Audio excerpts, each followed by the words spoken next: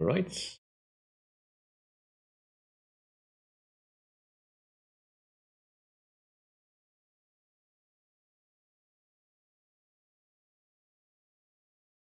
And let's get this started.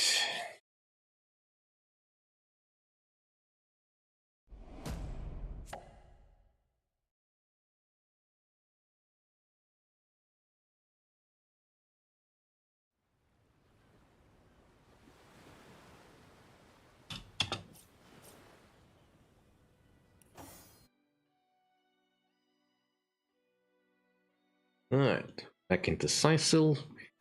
Let's get some quests done. Alright. Hello, Calabrima. Welcome everybody to another Sunday live stream where we are continuing on with Divinity Original Sin 1. I'll just keep adding the 1 because for some reason I get a feeling most people are probably expecting Divinity Original Sin 2 for some reason. Alright. And we are here to investigate the death of Counselor Jake.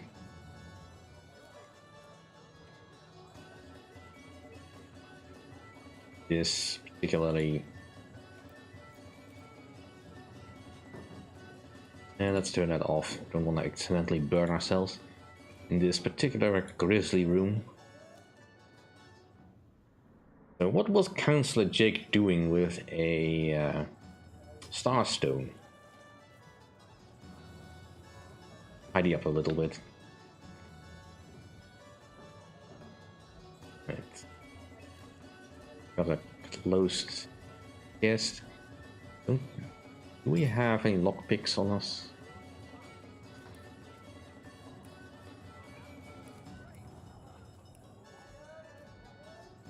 We do have some lockpicks. Oh.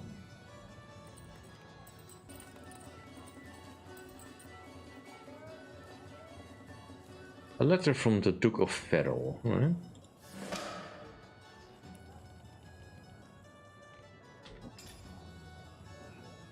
Let's have a read of that. Dearest Esme, your lips are as red as emeralds, your hair is as black as birch, your laugh is like cholesterol, and oh, my heart, it hurts. I want to hold you in my arms and stroke your little head. And all this would be easier if Counselor Jake were dead. Forever yours, the D of F.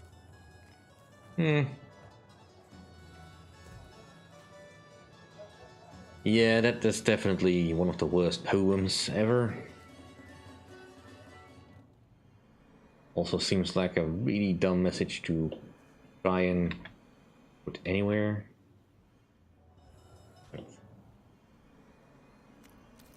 But that does give us a lead at the very least.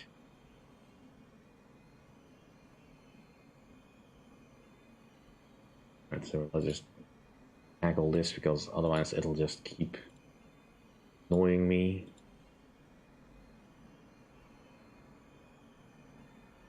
We've got quite a lot in our log for what we can do.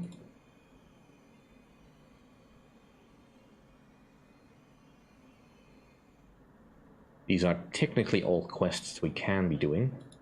Also secrets in the world that I'm obviously not privy to.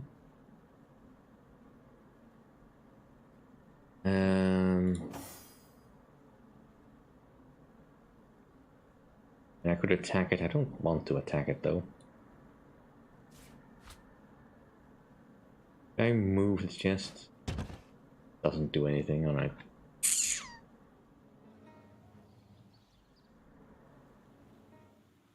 I think the tub is standing on something. Can I just move it?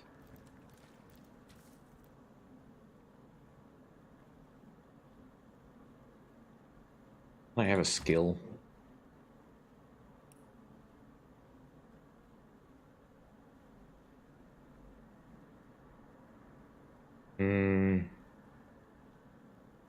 The opponent.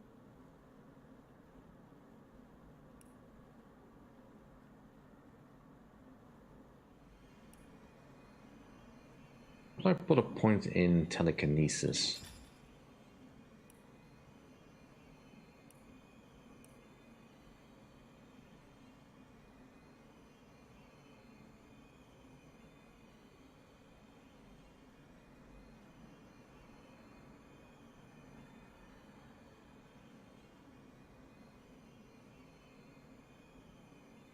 Yeah, I do have a point in telekinesis.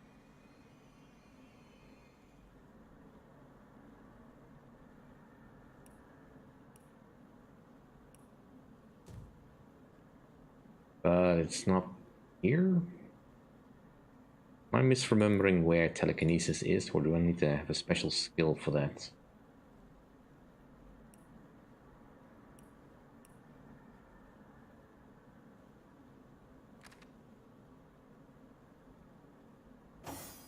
I'm overthinking things, as it is.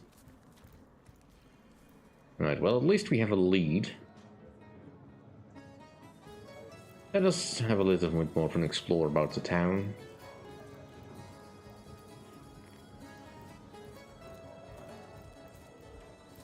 On this wonderful 1st of May, International Day of Labor. Which ironically most people are free. I mean, it's a Sunday, but that's not necessarily given. Spiritless? Perhaps wrestling an earth elemental will inject some vim into your routine? Oh no, noble friend. Your upper chakras are in desperate need of a good scrubbing. Fortunately for you, my homebrewed tinctures will do the job. Or if you're in the mood for something a bit more electrifying, one of my air scrolls might give your system just the shock it needs. Let's just see your goods. As in spells you have. Nothing other than that. I could do with some lockpicks.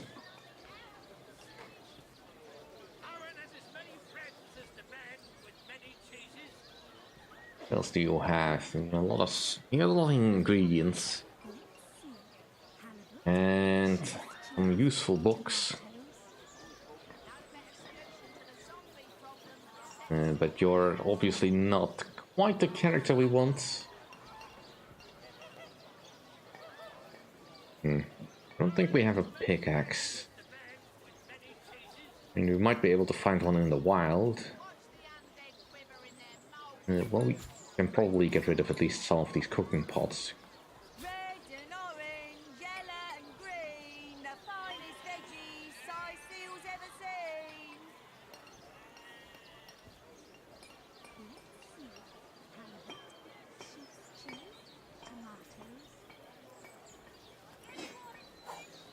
Well, that seems like a fair trade.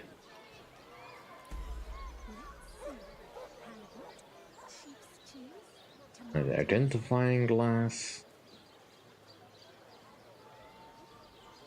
At the moment, that's not necessary. Alright, let's just leave it as is then. Quiet day on the market, it seems. Take my leave. Let's just move on to something a little bit more interesting, perhaps. Let's see, we are looking for... That's a water barrel. This is Esmeralda's shop.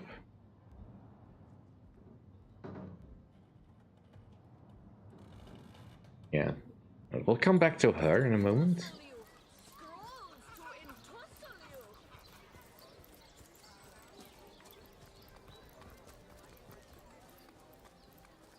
Welcome to the Town Hall of Sicil. Mayor Cecil is waiting for you inside. Alright, let's have a talk with him.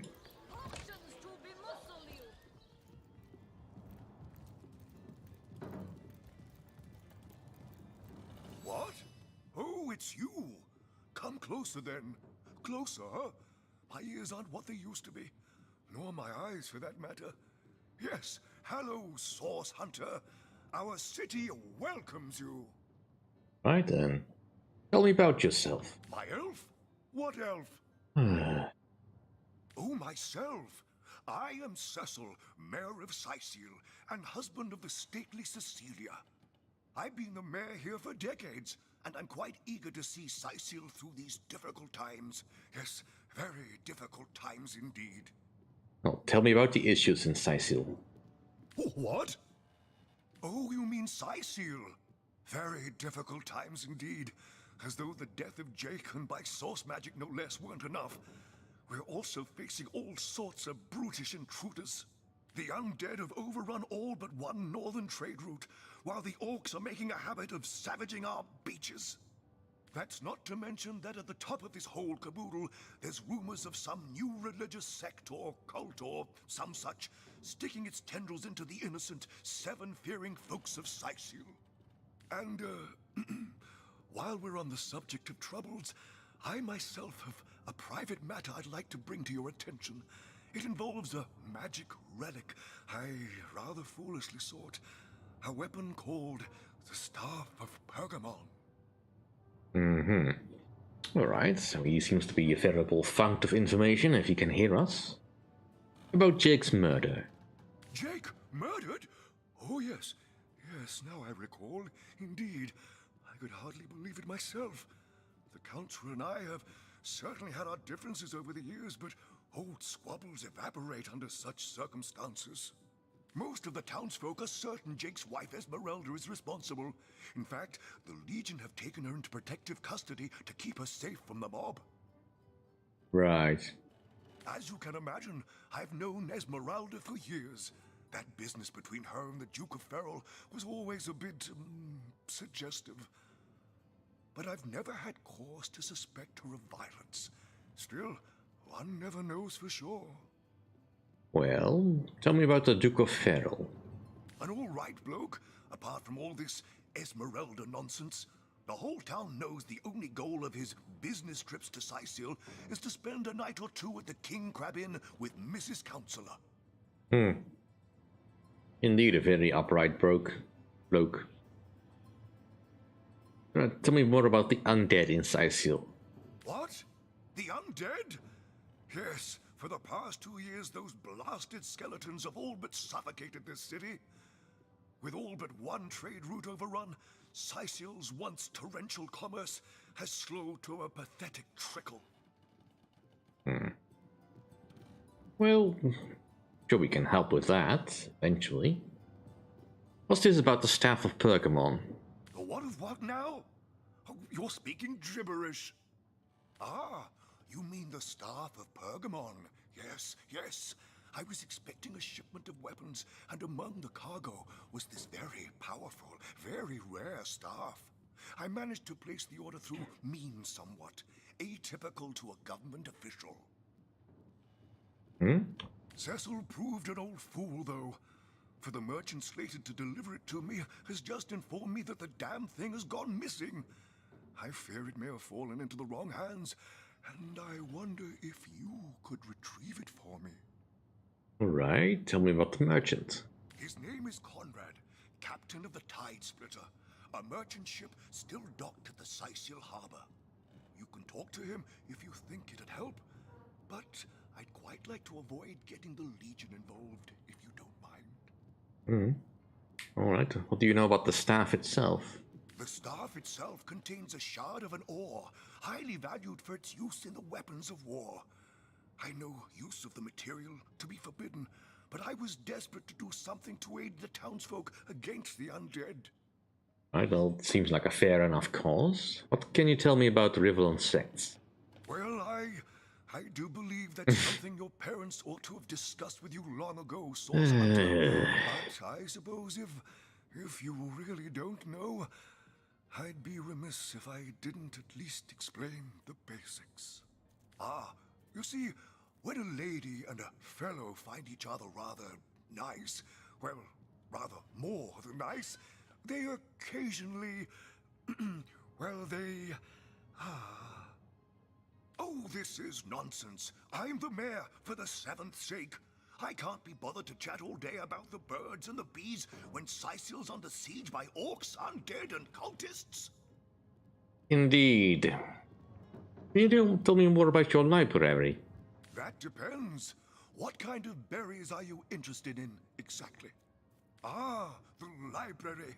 Yes, yes, you must have a visit. It's the gem of Sicil. Would you like to have a look? I'll escort you upstairs myself. Sure, sounds interesting. Marvelous. Follow me then. I knew that dark-dealing old man dabbled in source. To the gallows, I say. The gallows? Well, I've heard of such a thing, but I've never seen one myself. I don't think I care to either. What? Oh, yes. This library is the jewel in Sicil's crown, the beacon of culture and learning in our fair city. My Victoria has every volume you could possibly imagine, and she's got every speck of information about this place packed into her brilliant brain. Yes, Victoria's come a long way from that little bundle of claws and teeth I adopted so long ago. Ah, it brings a tear to my eye just seeing her here among her beloved books. What? Oh, yes, yes. I'll be on my way back downstairs now. Please introduce yourself. I know Victoria will be happy to make your acquaintance. Alright. The library. We can borrow books. No, this isn't the grimoire I'm looking for. The Pseudo-Monarchia Demo, and the first edition too. Most promising. Well, let's have a talk with Victoria so we can actually touch the books. I bid thee Tujda get a hal. Be welcome, human. My library is yours, as I hope your friendship is mine. Well, indeed. Is there no Quite unusual to see a female orc. library? Wasn't quite expecting this, but now, of course, we know that she was raised by the mayor, so she's essentially just like everyone else, like the one that was charmed at the Legion storehouse. The Encyclopedia Demonium. I know it by heart. Who are you, madam? I am Victoria, daughter of Mayor Cecil. Oh, I know what you're thinking. The likeness isn't exactly striking, is it? When I was very young, you see, I must have been cast out by my tribe, for I was found in a wicker basket floating past Sicil toward the sea. The fisherman who found me would have drowned me on the spot, for I am an orc after all. But praise be Amon Hor, dear Cecil was among the gathered crowd, and he took pity on the exiled infant that chance had put in his way. He raised me like I was his own, this kindest of souls, taught me the language of men, their customs and their letters. Thus, I became the city's librarian, a position I uphold with no small diligence and pride. Oh, may I take books from the library? Indeed you may. The wisdom I here hoard is yours to peruse and even take with you. All I can ask is that you return the books you borrow so that others may enjoy them too. Alright. We can also buy some stuff from her. We want. That's a very expensive book. This isn't the grimoire I'm looking for. The Pseudo-Monarchia Daemonum, and the first edition too. Right, let's see. Do we have? We do have some books. I like these books, please. No, this isn't the grimoire I'm looking for. The Encyclopedia Demonium. I know it by heart. Right, so now we are actually allowed to touch the books without, being labeled as a thief. Where has the third one gone? Shatsu. Let's see, your inventory. The Lesser Key of Sadakandras. Ugh, what nonsense. The Pseudo-Monarchia Daemonum, and the first edition too. Most promising. Alright, so you won't need these arrows. The knight in see-through armor? Princess Buttercup with the blushing No, bottom? this isn't the grimoire I'm looking for. Esmeralda does have a propensity for all The things Encyclopedia naughty, hasn't she? Demonium. I know it by heart. And let us meet our final party member, Jahan. Omnes autem mali demones quam. Yeah, could you speak in common, please? What? What is this? Who are you to interrupt my musings? By Naga the Protector, they have the manners of boors, these boatmen of Sicil. Oh, but perhaps I spoke too soon. Perhaps I was mistaken, for you hardly resemble the local fisherfolk, which, incidentally, is a compliment of copious dimensions indeed. Well, you're already making a very good first impression then. No, a source hunter, that is what you are. Yes, a stalker of sorcery, a chaser of charms pernicious. In truth, I cannot go so far as to say it is a pleasure to make your acquaintance, for I take no pleasure in the company of man. But it may just be to our mutual advantage to join forces nonetheless. Uh-huh. And why would you want to join forces? I would tell you my reasons, but it seems rather pointless to do so, seeing that quite clearly there is no room left in your band of adventurers for an additional champion. A pity, really. I'll take my leave. Alright, so... The lesser key of Sadakandras. Ugh, what nonsense. Princess Is there Buttercup. no You say need? you will take me under your wing. But I see no feathers. Are you a child of the birds, as I am of the bears? Child of the Bears? What does that mean exactly? And so the lonely babe was fed upon the wild mother's milk, and cast aside from humankind, he thrived among his mother's ilk. So says the saga of Threes. Do you know it? The wise godwolf Amira raised the child Threes among her litter. So you see, I have good company. Threes the wolfson, and I the bear daughter. Apology for dumb I meant that I would be words. responsible for you. I will keep you out of Something trouble. more advanced. In truth, this is a relief. Your world is made with rules I have not yet memorized. I am happy to have a friend in such a place. Well, Bear Doctor, I need you to leave the party for now. For all things Fine, my new, friend, dear. but I will stay far away from this screech woman. Perhaps among the crowd at the alehouse is best. Oof. New book Alright. to discover the Source Hunter. Why? Simply because you hunt Source and I, Jehan, hunt demons. You are aware, of course, that quite often both of these pests frequent the same shadowy pools of infamy. Now, I hate what I hunt, but I respect its cunning. Should I not, I'd have been decimated, body and soul, long since. This is a sentiment I'm quite certain you must recognize. Let there be strength in cunning, yes, but also in numbers. The calculus of wizardry I offer you, the might of the magician's mastermind. Cool. Hello, SI. Welcome to the stream. Hope you're having a good Sunday. A brief history. On one condition, that on our joint travels we will never deal with demonic entities, no matter how tempting their propositions. Give me your word on this, and I'll weave you spells. Well, that seems like a fair deal.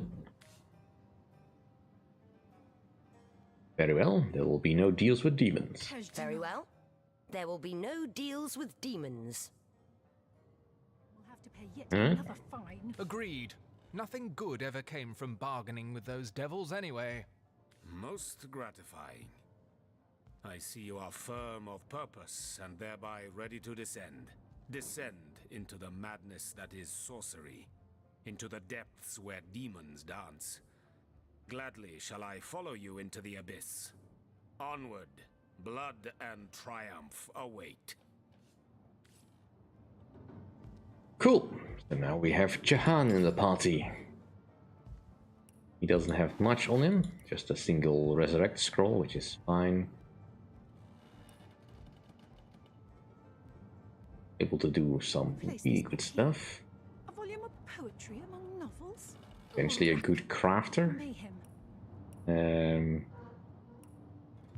His defense is mostly just willpower. He's an area surge and a hydrosophist. So lightning and healing for the most part. The knight in see-through armor.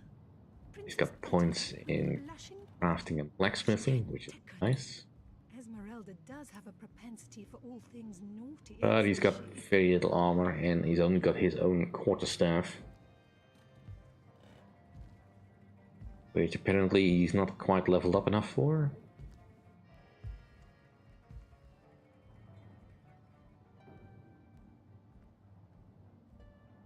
Volume 1, Volume 2. But where's the third one? Alright, let us Shucks. study the Sometimes I think lexicons those legs in the night. in this place. We already had this one, right? Volume 1, Volume 2. But where's the third one gone? Shucks. One with fluids, I think we've had that one. Venturous Field Guide. Traveler's Journal. And what books do we have here? History of Sicil, that's probably not all that interesting. Let's check these volumes up here. The blank earth scroll could be useful. See-through armor. Princess Buttercup with the blushing bottom. Stentiken. Esmeralda does have a propensity for all things naughty, hasn't she? Make sure all these shelves are clear. Pick up all the loose books. And the blank scrolls. The philosophy of death. Still hasn't been returned. Celeron will have to pay yet another fine. Oops. Didn't want to pick that up. And Who placed this book here? A volume of poetry among novels? Treasure! didn't quite have to shout like that. Right.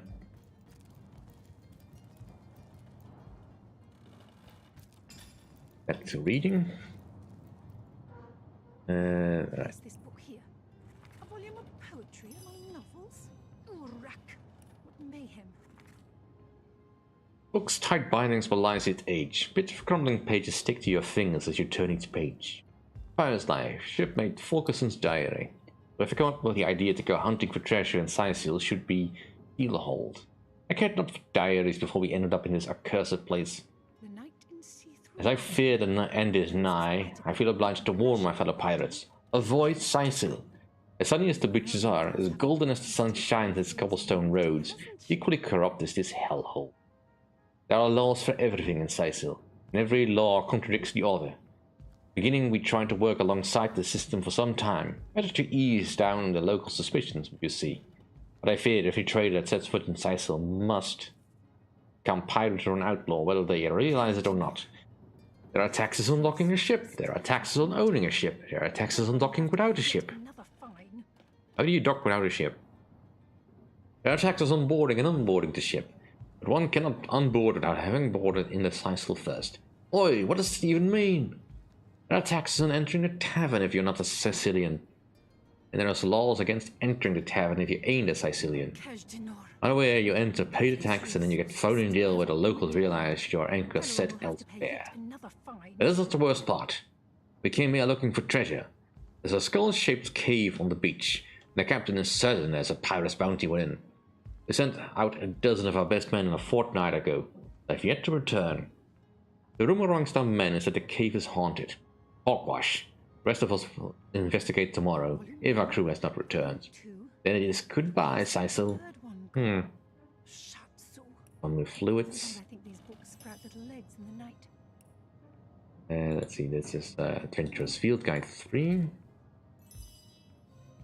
Rat Extermination. Rats, vermin, plague, nuisance. They go by many names, though none convey the full extent of their repulsiveness. These vile creatures carry disease, eat through footstools, and leave their filthy droppings wherever they please. But it is possible that to off these plague bearers using steel or arrows, the beasts often prove too swift and sneaky to be destroyed by brute force. But the rat's gluttony's unconditional hunger may always be exploited. Cheese, delicious poisonous cheese placed near a rat's hideout will be taken by the filthy thief unquestioned. Should you lack a suitable poison, simply crush a fly agaric mushroom and work it into a piece of cheese to produce the most potent gift for your vermin friend. And so that basically tells us how to make a poison trap, I guess. This excerpt from a traditional drama Genesis of Sicily is commonly performed by the local theatre. Most students, even a few foreigners, are aptly familiar with the tale and refuse to tolerate deviations from the script's motion known by heart. The story goes that two adventurers, lovers too, Cyrus and Celia, sailed west from Ferrol, knowing not whether they would find land on the other side. They took with them sufficient provisions for 5 months of travel, but only during the last week of the 6th month did they land upon the land they would come to call Sicily. Celia. Enough, Cyrus. I can't take another moment aboard this death barge. I'm starving and I'm sick. We will find no safe refuge from our travails. My gods. Could it be? There, look. What is it? Are we out of fresh water? Is there a leak in the hull? Look, Seal. There, beyond the mist. It's land. Land, my sweet land at last, and we should call it Sicily. I'm not sure it happened that way. Esmeralda does have a propensity for all things naughty, hasn't she? Right. An old kitchen knife can be carved into a deadly dagger after the right amount of time on the anvil.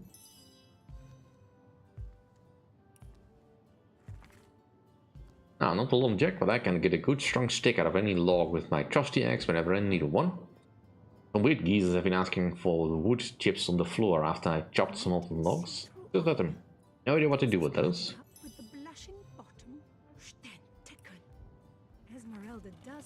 If you find yourself in need of a sheet of paper while wandering the wilds or a village of illiterates, you can easily create your own. Find some scraps of wood, dampen them, and fire them to get a perfectly useful leaf. Yay!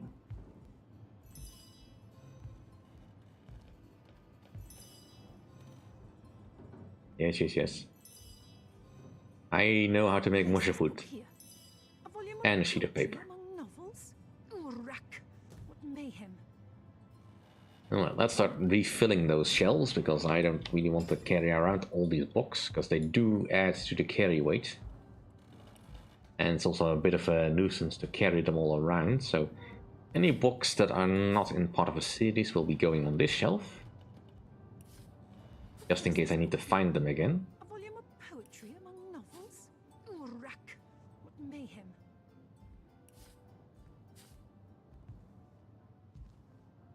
Crafting with, you know, companion. They all seem to be different sorts. And let's start filling the other shelves. Keep things neat and tidy. And so this one will be the Adventurous Field Guides. And this will never be a completely perfect collection because there's multiple copies of books, so you'll always have doubles. This is volume 9, so that goes there. Place this book here. A volume of poetry among novels? Rack! Mayhem.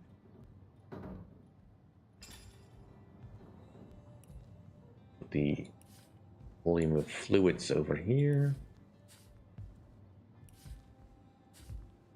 Not even entirely sure I've ever found all the books. Volume 1, Volume 2. But where has the third one gone? Shatsu. Sometimes I think these books sprout little legs in the night. Well, you might not be entirely wrong.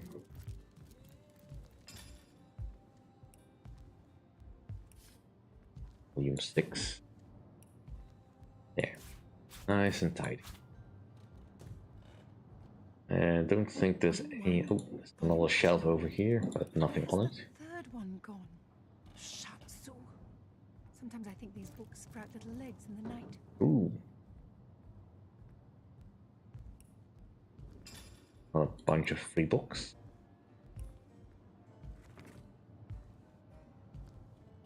Let's make a minor speed potion.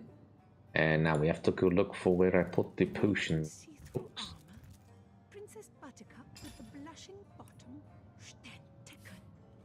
Esmeralda does have a propensity for all things naughty, hasn't she? Right.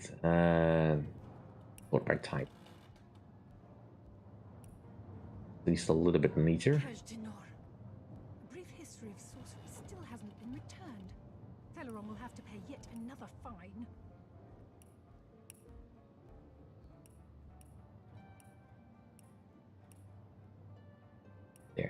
in sea Much neater. Princess Buttercup with the blushing bottom. Stentaken. Hmm. Esmeralda does have a propensity for all things naughty, hasn't she? Alright. Giving us a few more quests. Headless Nick. The knight in... That is part of a quest we are not yet privy to. Arlene, that's fine, but we actually also came here for this cat. Oh, golly gosh! One who flaunts the highways and byways of silly old Cecile with the easy elegance of a puss with her tail in the air. I do declare such a sight is rather rare around here. But where are my manners? I am Maxine, and you must be one of those hunters one hears so much about. Charmed, I'm sure. Lovely piece. Tell me a bit about yourself. I'm the mayor's cat, don't you know? Born and raised on velvets and viands of most exquisite varieties. Maxine rhymes with queen, after all, and dearest. That is hardly a coincidence. Let's ask some further questions before we begin about Sam. But of course, darling. Be my guest. Tell me about Saisu. Oh, this quaint little town is a tad too parochial for one of my more urbane tastes. But one has to make do, hasn't one? The fresh sea air does go to great lengths to invigorate one's spirit, that much I'll admit. And it is rather jolly to watch the ships sail in laden with all kinds of exotic wares, full of the little treats the mayor likes to spoil me with. Darling man, he dotes on me so. Don't you fear the undead?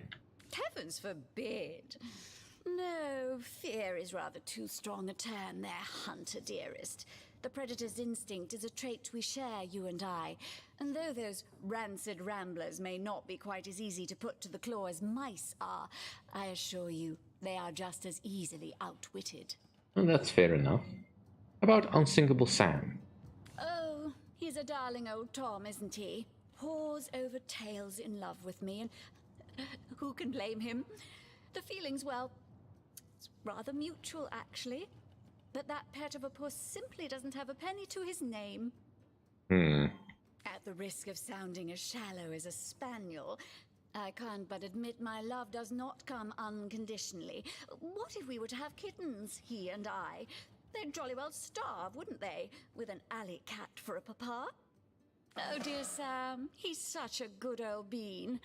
But he does rather reside at the bottom of the scratching pole, doesn't he? And dear me, one must have at least a mite of standards. I'll take my leave. Well, she's not entirely wrong. Such beauty, such grace they have. Magnificence incarnate. Slinking charlatans, more like. I wouldn't trust a cat as far as I could throw it. And I'm a world league cat tosser.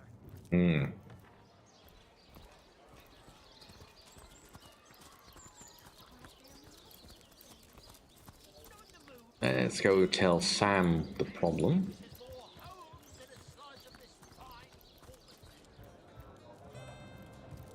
Where's young Esmeralda these days? She has the softest lap to lay in. About Maxine. So there's the rub. I am but a stray, and she is the mayor's cat. Oh, I do understand her, I do. She wants a Tom of means, not privation. One who brings home the sardines and the occasional halibut. Would that I still had my collar.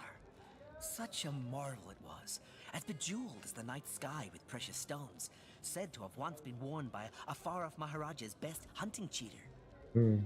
Like the king of all cats I looked when I wore it. A gift bestowed upon me by a princess whom I had kept company during a long and perilous voyage. A precious band of gemstones, lost as I was tossed around by the waves like a ball in a game of catch. Hey. Among the waves it remains, I imagine. Worn perhaps by a crab who fancies himself a Caesar with it. If only I could be the Caesar again, and Maxine my Caesarina. I'll take my leave. Alright. Well, that's at least something we can keep an eye out for. Perhaps we will find that crab. Now we do have one other mystery to deal with. Now let's just see if we can do that right quick. With this little pyramid. Use it. My gods, what is going on here? First I have to shoo away a creeping white tomcat, and now there's a perfect stranger in my bathroom. Get out, will you?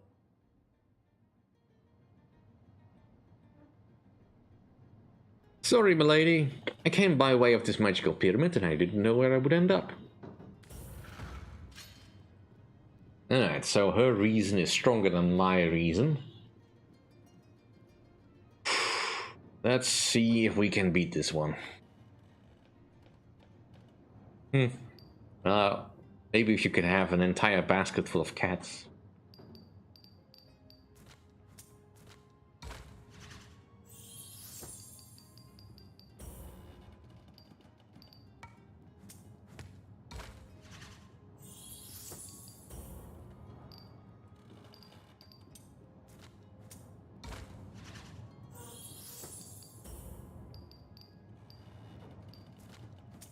And darn, I lost. A magical pyramid, eh? Frivolous and lecherous magic, more like. Leave my house, afore the divines punish you for your aberrant ways. Sure, but not without taking this pyramid. Out! No, if you please! Lucky find! This room is private. I wasn't intending to stay here anyway.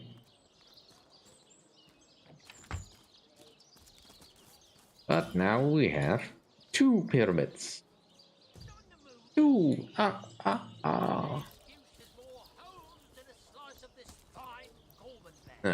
let us continue on with the investigation proper, shall we? We need to question Esmeralda. Not because I think she's done it, because that would have been too obvious, obviously. But because the whole thing is just silly enough that I have to question what this whole thing with the Duke of Ferrell is about. And she might also have some useful goods.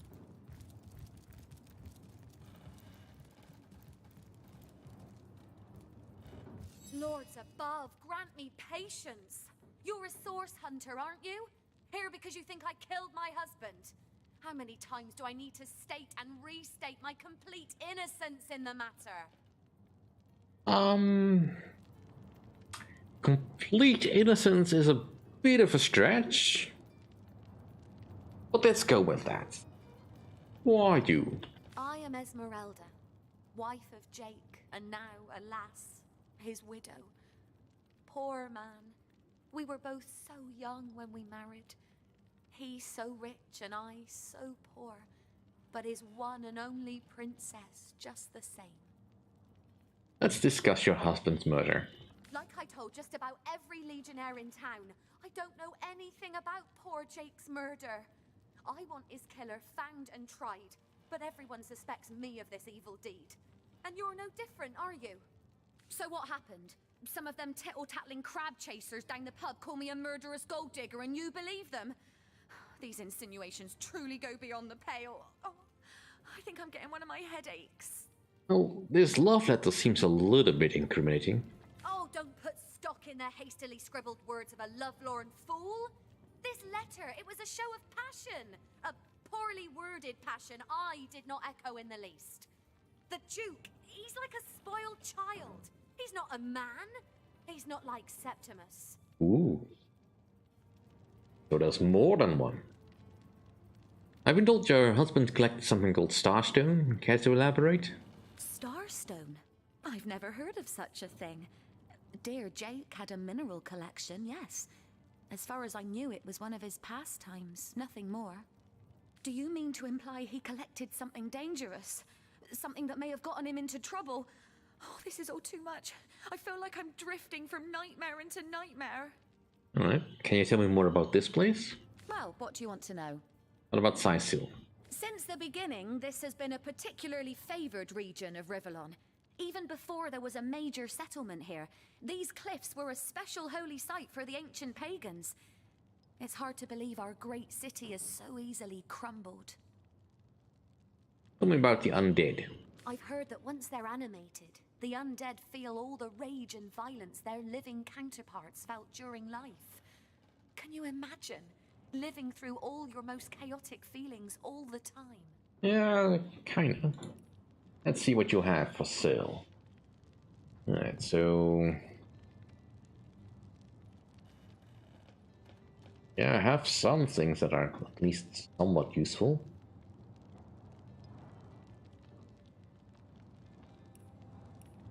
And Jahan does need a shirt.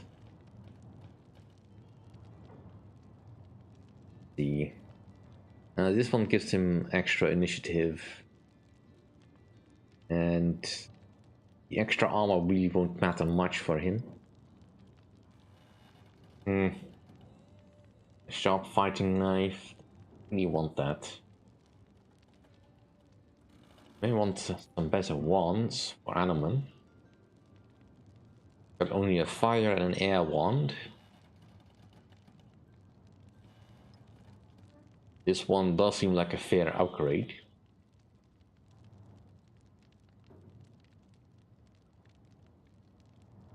Right, how about we sell the robe? Even this old wooden fire wand is already better than what he's got. And it seems to have same things.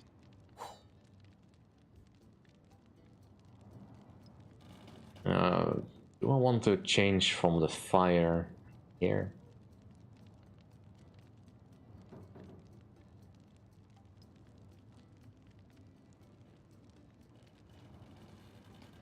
In the earth wand probably is slightly more in line with what I want.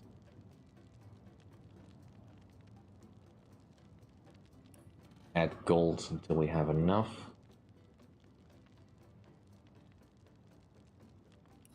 Getting the upgrades would be best at least, and we can sell our old ones in return. Bit expensive, but better than nothing.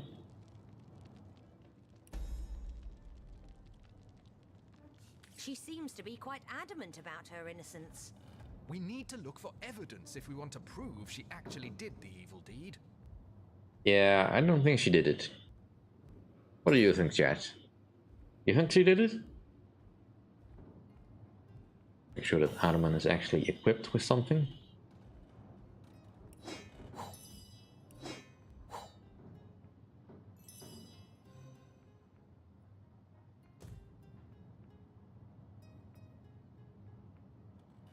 So tell me, Septimus, would your wife or sweetheart be compensated by the Legion should tragedy befall you on the battlefield? I suppose so, milady. But seeing that I'm neither married, engaged, or attached in any way, I've never bothered to inquire. Polite, handsome, and single. Don't go anywhere tonight, Legionnaire. I'd be afraid alone in the dark. Legion's greetings. I have been informed about your heroics on the beach. Were that I had been there to partake in the battle. But my duties lie here, sworn as I am to protect Lady Esmeralda from the rabble that would enforce summary justice on her, even though she is, until proven guilty, wholly innocent. And you are? I am Septimus, 7th son in a household of 9, legionnaires all. Me and 2 brothers of mine were assigned to Sicile from day 1. Alas, both of them have long since fallen in battle against the dead. But never shall I lose heart. Long as a single legionnaire stands, all of us remain undefeated in the eyes of the gods. Right. What do you think of Esmeralda? So fair a lady I have seldom seen in all of Rivellon, my friend. And I have traveled more extensively than migratory birds do. She stands accused of murder. But in my mind, her presumed guilt is a fallacy, and indeed a fabrication. Right, that's fair enough. Steadfast will I guard her. Never will I waver unless absolute proof of her culpability should be brought before me. And I hold no such proof exists. Let's discuss Jake's death. Jake's murder is, in a word, a tragedy. He was well loved in all of Sicile. The Council of Seven couldn't have wished for a better ambassador. That he of all people should have braved the undead siege for so long, only to be felled by foul sorcery, is heartrending. You claim to possess evidence that implicates Lady Esmeralda in the murder of her husband? Well, let's have it then. Let's change the subject. I mean, the letter with Duke Federal is indeed not very good evidence. Circumstantial at best. And what questions are those? Yeah, we don't need to ask about Sicile or the thing. I mean, he might have some colorful commentary and all that. We could go upstairs, but I don't feel like exploring that way just yet. We could take some empty bottles in. Ooh. Another book. Well, if no one is gonna object, then we'll take it. This is a volume of some kind. Joe, the happy child of water and wheat, serves as a base for many a hearty and filling meal. With a lump of dough in one hand and either apples or cheese fish, tomato sauce in the other, supper is sure to be delight. So we can make dough. Toe of snake, wing of worm, brew and spice 'em, stir and churn. My word. Careful, comrades. I've seen sorcerers infuse even lowly fowl with dark enchantments. My Balberit's bonds. You see sorcery in the clear blue sky, don't you? I bet you'd scream havoc if I were to give you a mirror. It's a good thing that nobody takes any of the Medora's guff. Aww. Well, we kinda do want to check out these chests. Well, I want to check them not. Original spare key.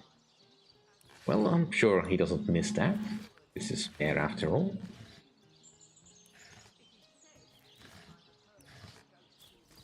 Let's make sure we also close the gate so the sheep can't escape. Another well over here. Does this one have a bucket? It does not have a bucket. And I don't have a bucket on hand. What's this? I found something. Right, something we can dig up. Right, there's a bucket over here though. Ooh, and look at that. A secure lockbox key. Sigurd's beard, what a find! Well, the things you'll just find when, you know, you kick over something that you probably were not supposed to touch.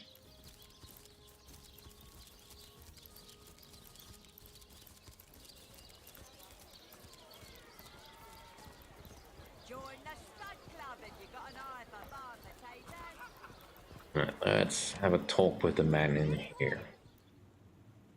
Deliron. But if one were to reduce the quantity of skull dust by a percentage of 2, perhaps the stability could be increased by as much as 3-fold.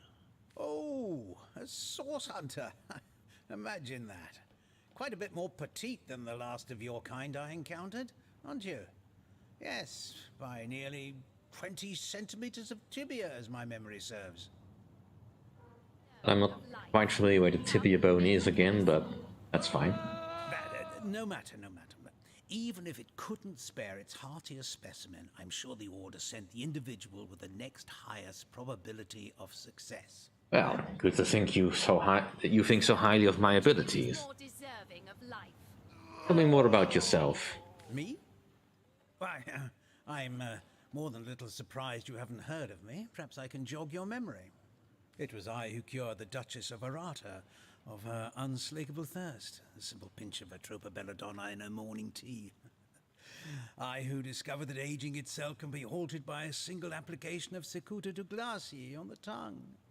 Not to mention that it's been my guidance that has permitted my apprentice Evelyn to make quite a name for herself around Sicile of late. Oh, so your apprentice has enjoyed some success? Yes. If that's how we're referring to the secretive use of a revolutionary healing method she refuses to share with her own master. That seems kinda dubious. She's in the other room as we speak. Perhaps you can prevail upon her to offer a demonstration. A revolutionary healing method, can you elaborate? She's gotten hold of a stone, supposedly capable of fantastic feats of healing, but she won't let me take the briefest look at it. But she claims to have gotten the relic from a little northern town, Silverglen by name, and that an abbot there blessed it with the power to heal. Oh. Okay. Utter rubbish, I say. But with these blasted undead haunting the travel routes, I can hardly march up to Silverglen to learn the truth myself. Well, let's discuss your apprentice, Evelyn. Well, she certainly possesses a critical eye and an exacting manner when it comes to making difficult medical decisions. I expect she'll be a very successful healer in her own right when the time comes. She is learning from the best, after all. Let me ask about affairs around Saisul. Certainly. What would you like to know? Do you know anything about Jake's murder? The counselor. Terrible loss, that. Though we were hardly more than acquaintances, I knew him to be a devoted civil servant. From what I can tell, it seems to be a simple case of jealousy turned violent. The affairs of his wife, Esmeralda, were hardly a secret, you know. Yes, so we found out. I mean, she's already got a new one lined up. What can you tell me about the Plague of Undead? I've applied myself to that problem for 2 years and still haven't come a step closer to solving it. I declare it an act of the Almighty's, if I believed in such things. Some events, Source Hunter, can be neither controlled nor understood by mere men. That sounds like giving up. Alright, so he does have a couple of healing stuff. Potions mostly. Resurrect Scroll, always useful to have. Don't feel a need to quite have one on hand. Drudenay, that's they're not an illegal substance in Rivellon. A mysterious healing stone. Interesting indeed. Nothing sets me on edge like inexplicable magic. Ooh, he's got a Fun with Fluids Volume 1 over here. Oh, we can have a discussion, alright. That relic of Evelyn's the so-called healing crystal. I've seen one like it before, and by the Patriarch's pockets. It's a relic of Source. One look at that gem will be enough to convince me it's no force of good, but a bloodstone through and through. A bloodstone, you say? Tell us more.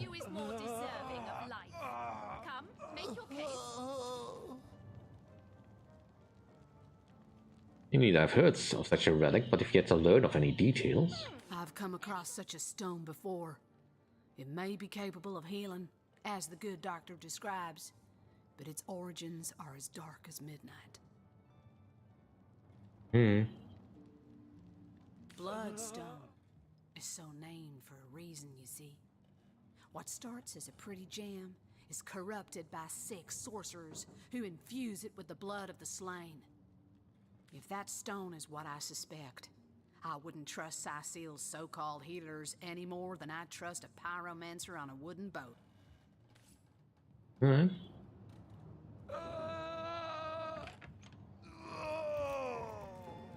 Let's have a talk. Excuse me, this is a private sick room. Who in the name of the Sevens you think you are barging in here?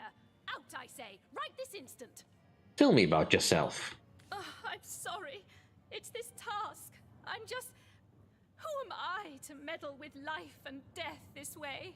I'm an apprentice of the healing arts. Healing. But this decision feels like precisely the opposite. I have but one healing stone, you see, and 2 direly wounded men who need it. I've been racking my brain trying to decide on the best method to settle this grave situation, but perhaps it's better off in the hands of an esteemed source hunter. Surely you are more accustomed to weighing life and death than I. Well, tell me more about the patients. What would you like to know? Well, tell me more about Boris. One of the brave few willing to traverse the trade routes plagued by the undead. A young man, but excellent in matters of business, before he fell victim to an orcish club in the north, that is. Thankfully for him, a cattle trader found him, nearly dead, but not quite so, and brought him here straight away. And I'd like to know more about Stephen. Quite the venerable staple of Seal, Stephen, and recently blessed with his third grandchild. He was leading a crew of builders when a stray beam struck him in the temple, and only a few days shy of his last day of work before retirement, no less. Nearly everyone in Seal is familiar with grinning Stephen, and as you can imagine, he's quite dear to his family. Alright, chat. Who do we save? Horus or Stephen?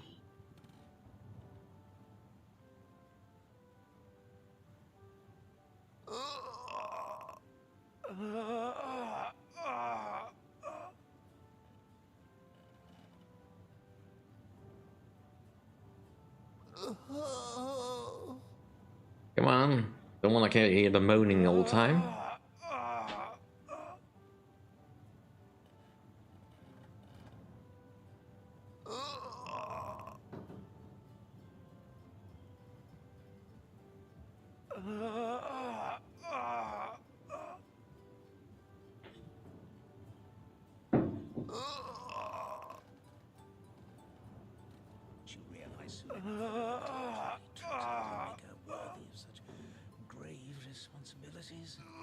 Do we save the grandfather or the young man in his prime?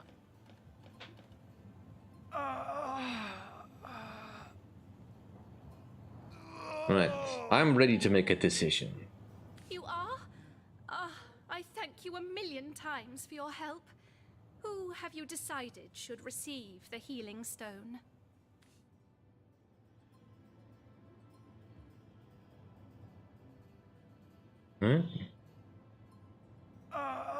So you say Stephen, the family man who is just a few days away from retirement. Alright then. Those men hardly sound long for this world. Stephen it is. Stephen should receive the stone. We know full well the difficulty of growing up without a family. Yeah. Yes, let's return a healthy Stephen to his family as soon as possible. Stephen it is? Yes, I'll deliver the stone. I'm glad we'll get to save one man, but my heart breaks for the other.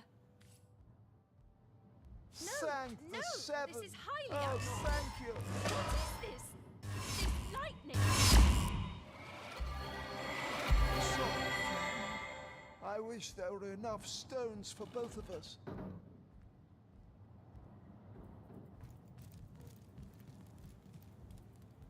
Leave me.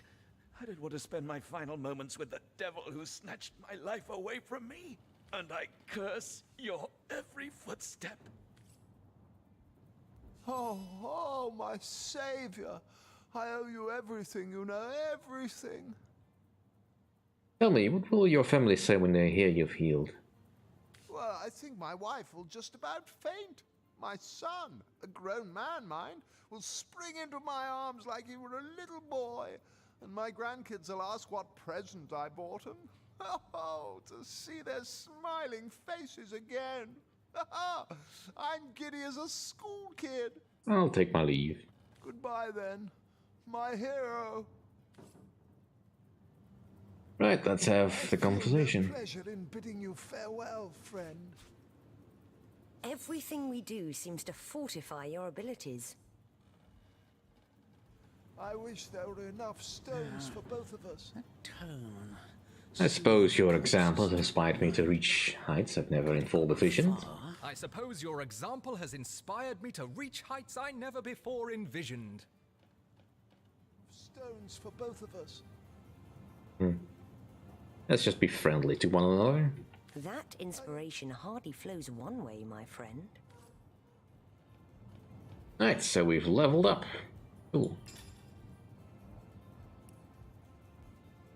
Can't exactly get another point in bow. Could get some armor points. Sorry, friend. I wish there were enough stones for both of us. Right. And Get arrow recovery, that's very useful. You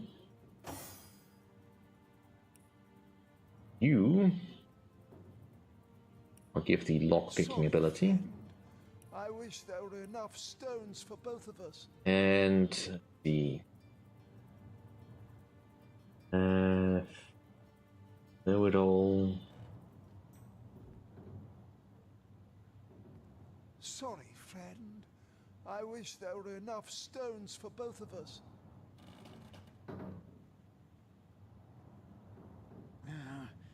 That tone. I feel no pleasure in bidding you farewell, friend. Can't have gotten far.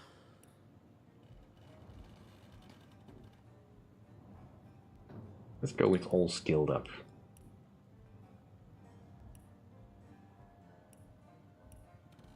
I feel no pleasure in bidding you farewell, friend. Yeah, that should give us enough lockpicking for a good while. I feel no pleasure in bidding you farewell. Thank you eternally for your help. Though your reaction to the healing stone, I have no idea what to make of it. Well, about your healing stone. That strange reaction you caused. Blue lightning from a healing stone. I've never seen anything like it. And the stone looks different now, too. Like it's devoid of life. I begin to wonder if its magical properties survived your little reaction. Tell me about yourself. I've been studying under Theleron for some time now, but that task, being asked to play the gods, was the first time I've ever questioned my, well, suitability for the work. I've a passion for this work, you see. A passion to see things put in order. From a flesh wound healed to an entire city made resistant to a fatal illness. What right has something as trivial as a wound or as senseless as an epidemic to take a human life? Do you have anything to sell? I don't know what I did. Or straps, or resurrect scroll. Yeah, nothing I want then. I'll leave. Now, I kinda would like this key, but that's not gonna happen while anyone is here. So we'll just go away. In bidding you farewell, friend. And let's just let some time pass so we don't have to listen to the same cycling thing again. And we talk to you. Lovely to see you again. Alright, I kinda would like to sell you this painting. And I don't think we have that.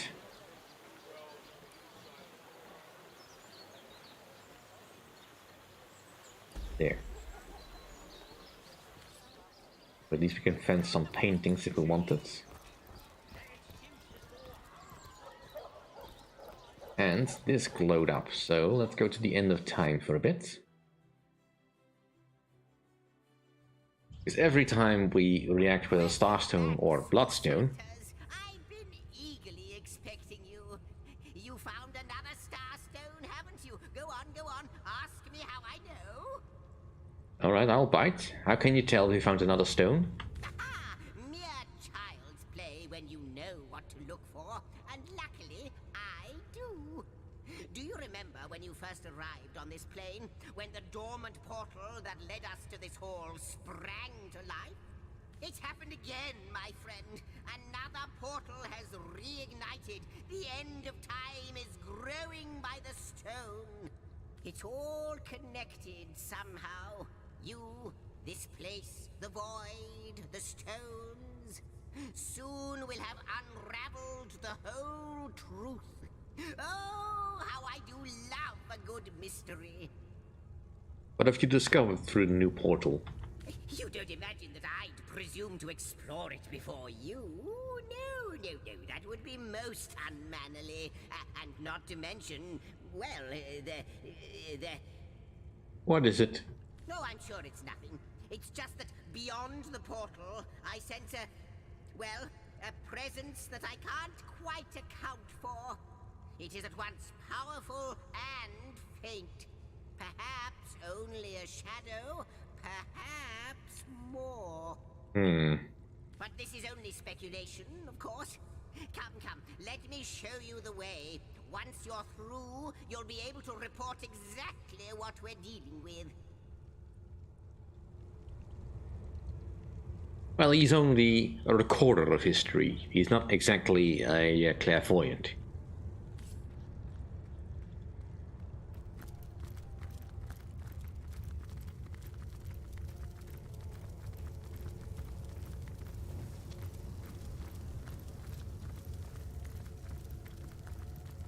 The Hall of Heroes.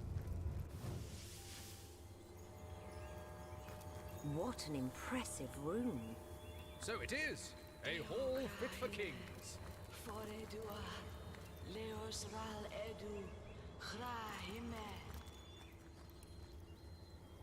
Any chance we can find a book here? My friend and I, the war has been won, our victory now inevitable, a fact, a certainty.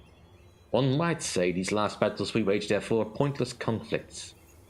But if the enemy won't relent, so be it. Truth be told, I relish their stubbornness. Give me bloody combat, give me the thrill of the front line. I shall be the first to break their ranks and the last to leave the battlefield. But you've been absent lately. It goes without saying I prefer to see you by my side. We shall meet again at the funeral, I suppose. Until then, I bid you adieu.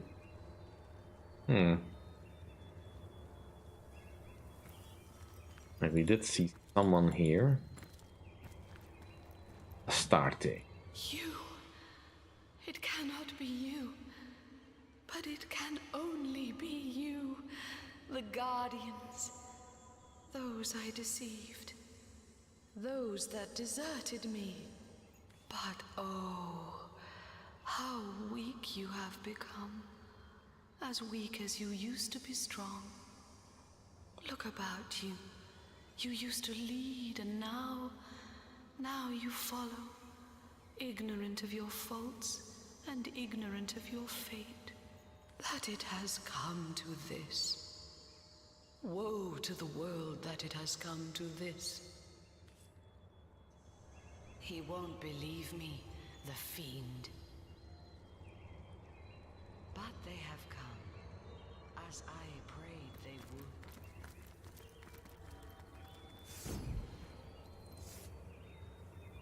Alright, so there's a lot of stuff over here. The ancient diary. My fellow general, in victory, life has taken an unreal turn. Everywhere I go, it seems I am revered, not unlike a god. People feel graced when I look them in the eye, considering it a blessing. Children try to touch my hand or sleeve, believing it will bring them good luck. The absurdity of it all is staggering. Above all, I wish I had more time to myself. A much-needed peace of mind, now that peace is finally in sight. Peace of mind. The closing of the coffin was seared into my sight. Dull thud of stone on stone echoes still. You may relish in combat still, but I have lost all appetite for carnage.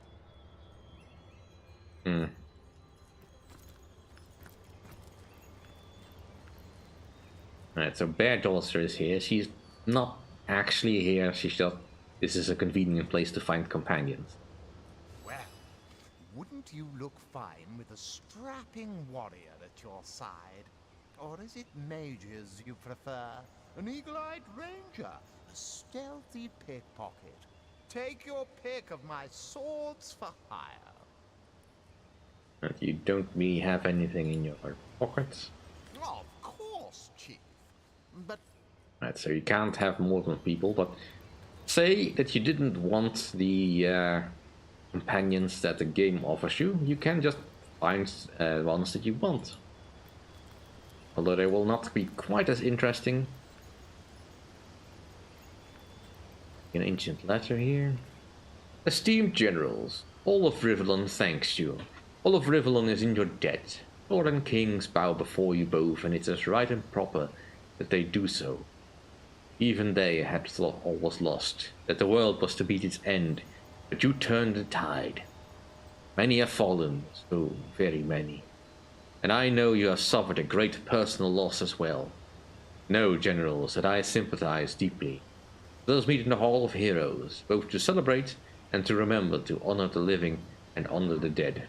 Signed, Henry, son of William, righteous king of Ferrol.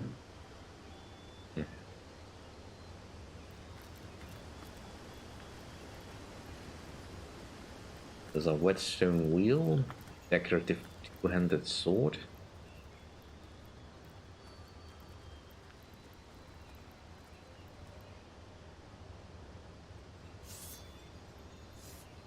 And I could pick it up, I guess.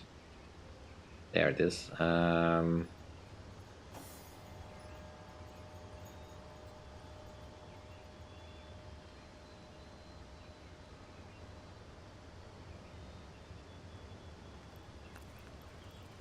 I want to compare with your weapon.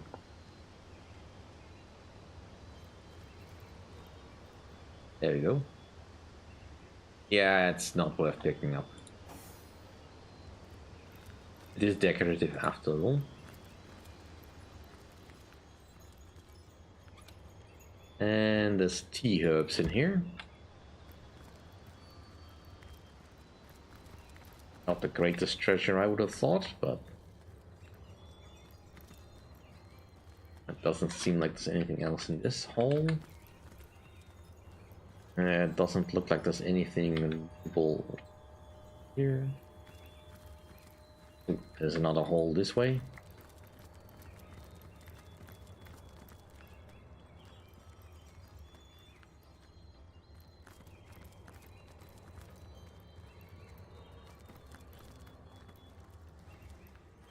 Right. Let us just go out here. We'll probably will not be returning to this place at all, I think. We just needed to do it for the quest. Or... Who do you think that creature in there was? I haven't the foggiest. But the eerie bit is that she seemed to know us.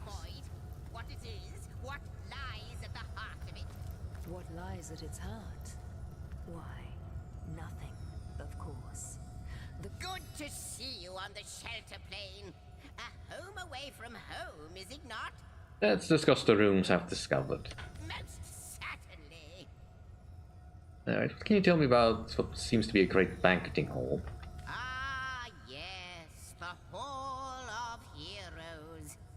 Once upon a time, great feasts were held there in honor of heroes graced by the gods themselves. In that room, mortals and immortals dined side by side.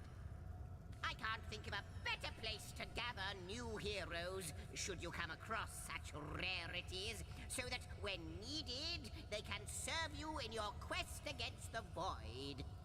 You know more about the lady we met beyond the portal? Like you, she is a mystery. But she seems to know you, doesn't she? Perhaps you'll meet her again, and we'll learn more about her, and about you.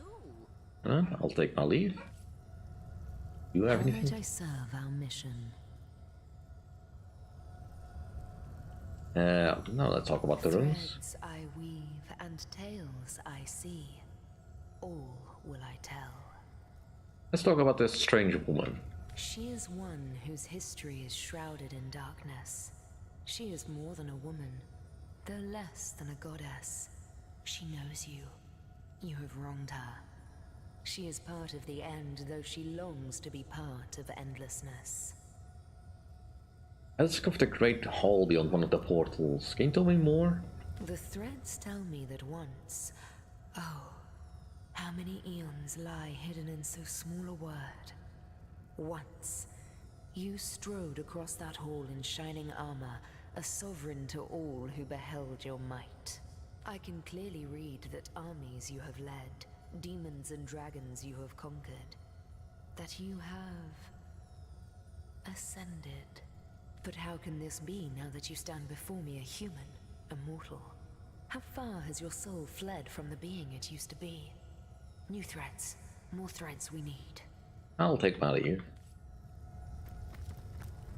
Alright, that's fascinating and all, but it doesn't really bring us any closer to any information that might actually be useful.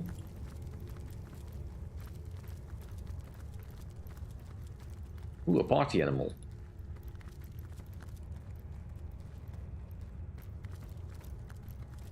We'll leave it be. Let's just leave.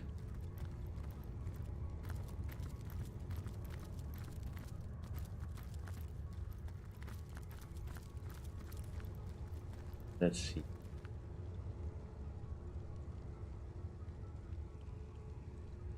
North gate, I guess.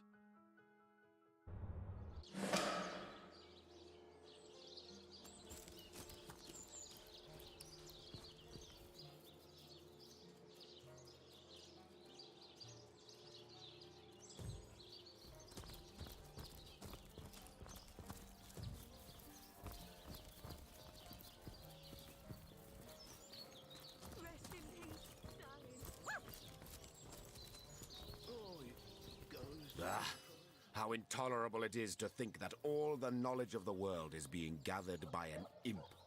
A creature that is no more than the result of a demon's bowel movement imbued with the breath of life. And yet I am a tad jealous of that jabbering little jester. To know all. It is a consummation devoutly to be wished. Dear me. How the coast reminds me of my long Do we want to know everything? Can we know everything?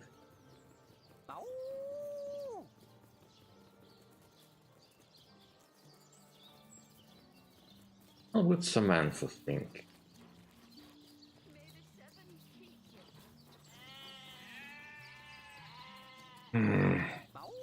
I could look it up. I don't want to. I mean, if I was playing for myself, I might look it up, but...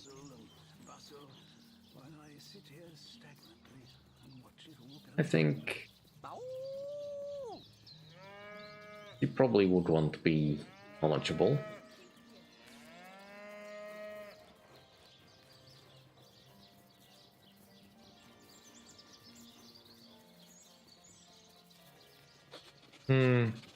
Not sure Arneman would be the same mind. He would maybe want a bit of mystery.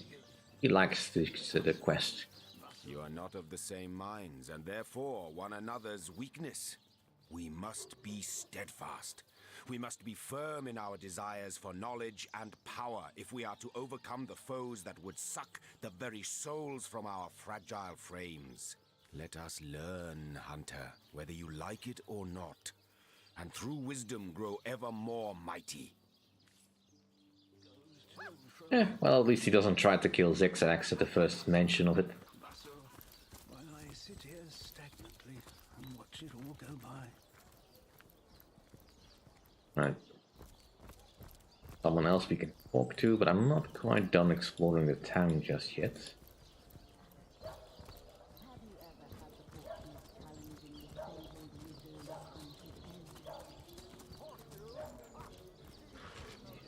More stuff to loot.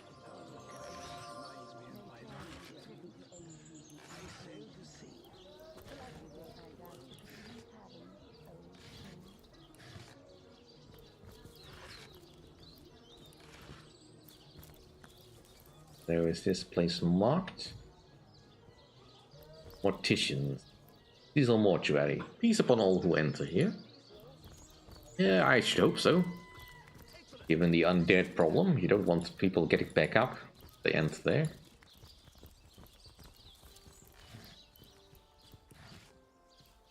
Some stuff over here that we can possibly use.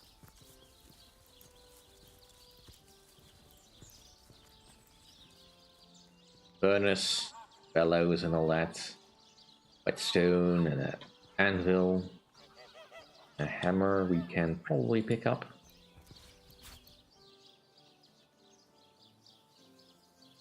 I don't currently have anything to sharpen.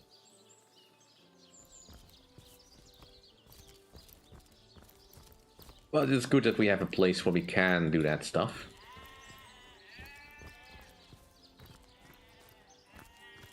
This is an abandoned house, so no going in there. General store closed indefinitely. Squatters keep out. Yeah. I had a feeling we were not being welcomed in there.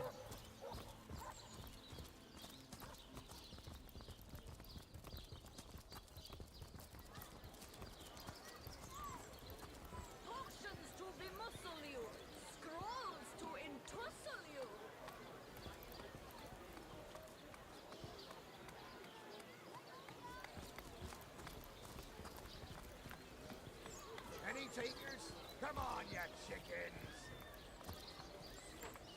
These damn birds won't fetch more than a pittance.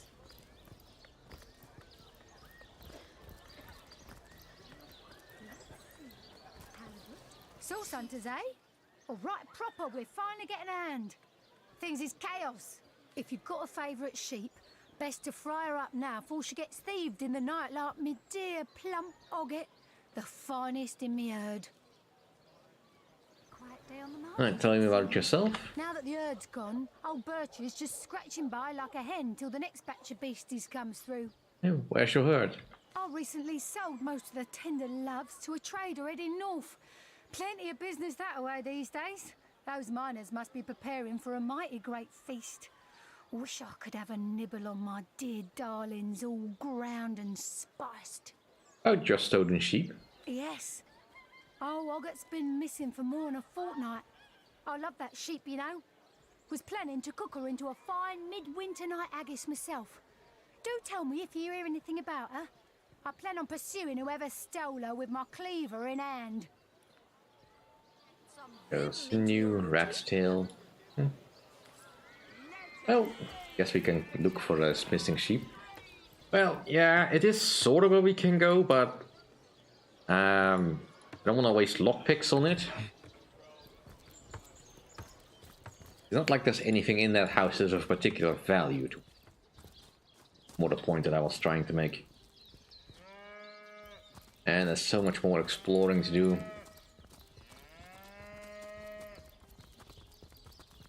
Beggar, alright. 1 coin or 2, noble spirit? 1 coin or 2? Oh, I am a happy man, and certainly a humble one now. It turns out losing it all has its own share of benefits. How did you lose it all? Ah, a fool once was I, and ever seeking greater satisfaction than that which I already enjoyed. In my folly, I sought the counsel of those notorious Watcher statues on the western cliffs. Their guidance ruined any small fortune I might have had, but certainly granted me humility. Tell me more about these Watcher statues. I'd heard they were not to be trusted, that they gave fools advice to the fools who sought them, but somehow I believed that I was the exception. Yeah, that seems very typical of humans. They told me that I would find fame and renown if I renounced my worldly possessions, all my worldly possessions, and became a great figure of piety and humility. Fire, the most thorough cleanser, was my method. But as my house burned in front of me, I felt no elevation, no piety, only the sudden weight of my own idiocy upon my very soul. Have a gold piece. Thank you, kind one. I'll take my leave. So, those statues told him he'd have to renounce his earthly possessions to become a spiritual leader, did they? That's absurd. Since when is poverty a prerequisite of spirituality? Absurd. Since when is poverty a prerequisite of spirituality?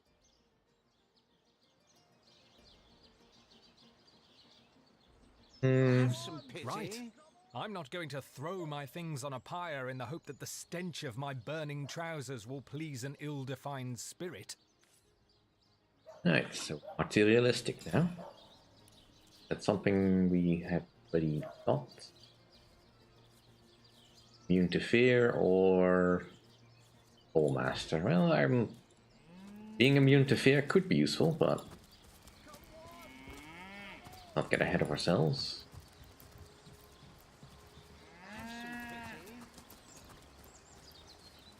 So it's starting to round back on the Legion's headquarters. I could go to Aru's study, he's got a lot of useful stuff. Ah yes, this whole thing.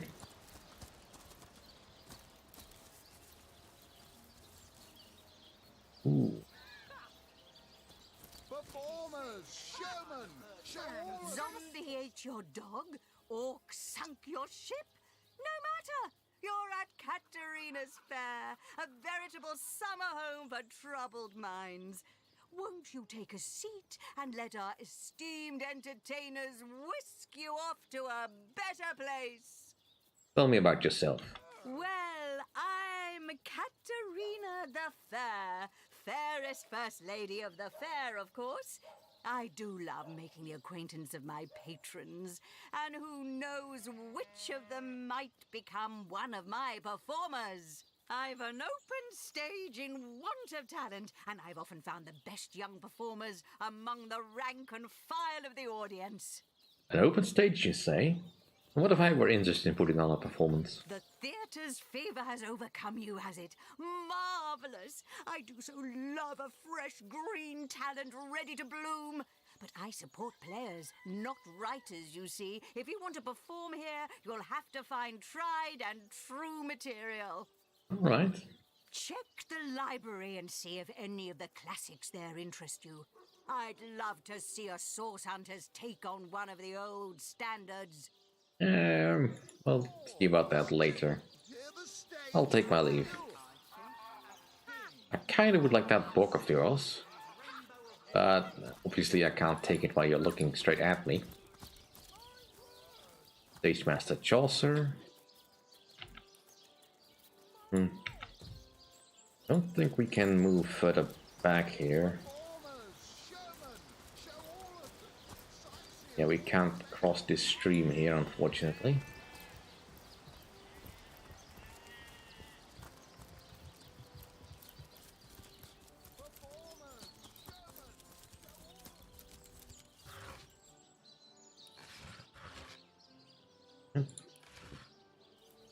Have some pity. I already gave you as much pity as you deserve.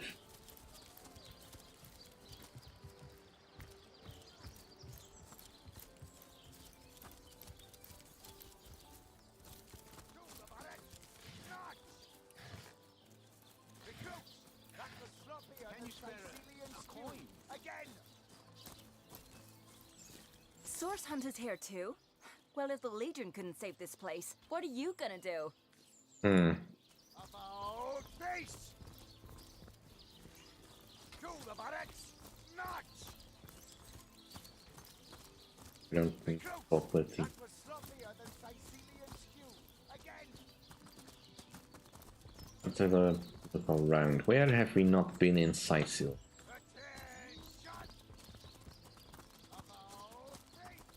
This is the northeast gate. Beyond these walls, the dead roam free, Hunter. Be vigilant.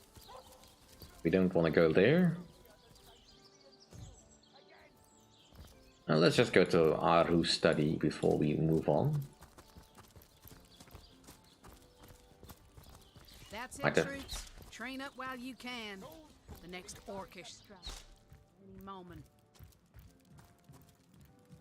And evidence suggests.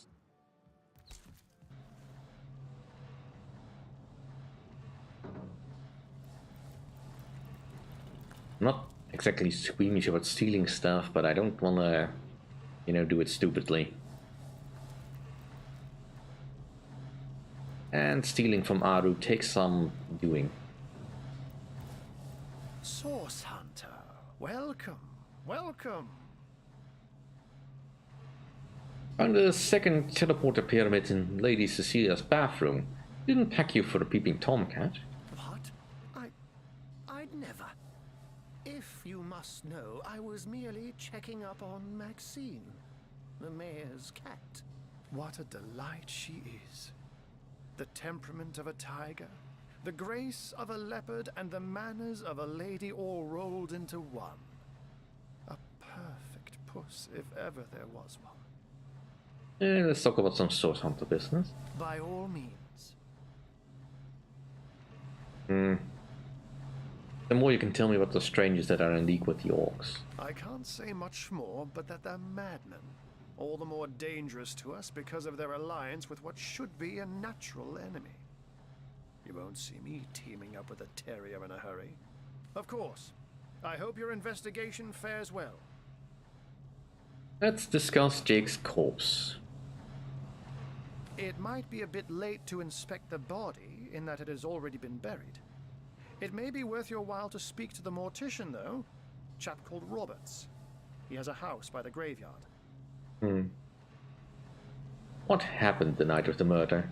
I can but piece together what few morsels fell from the grapevine into a rather disappointing meal, I'm afraid. They say a woman arrived in the King Crab Inn sometime after midnight. She retired to a room on the ground floor where she was soon joined by a man who had been nursing the same cup of wine for hours. I say man and woman because both of them were cloaked and recognized by none. About an hour later, another figure arrived, headed for the same room. Soon after, a terrible commotion erupted and the thundering light of magic was witnessed by the few remaining patrons. It took a while for the landlord to pluck up the courage to enter the mystery room. When finally he did, he found Jake there, dead. How and why he came to be there, no one knows. But I had a good look around the scene of the crime before the Legion barred anyone from entering. The traces of magic I felt were vile. Source, no doubt. Right? Who, in your opinion, are the suspects? I myself have none. Even though the rest of the town has already mentally tried and convicted Jake's wife, Esmeralda.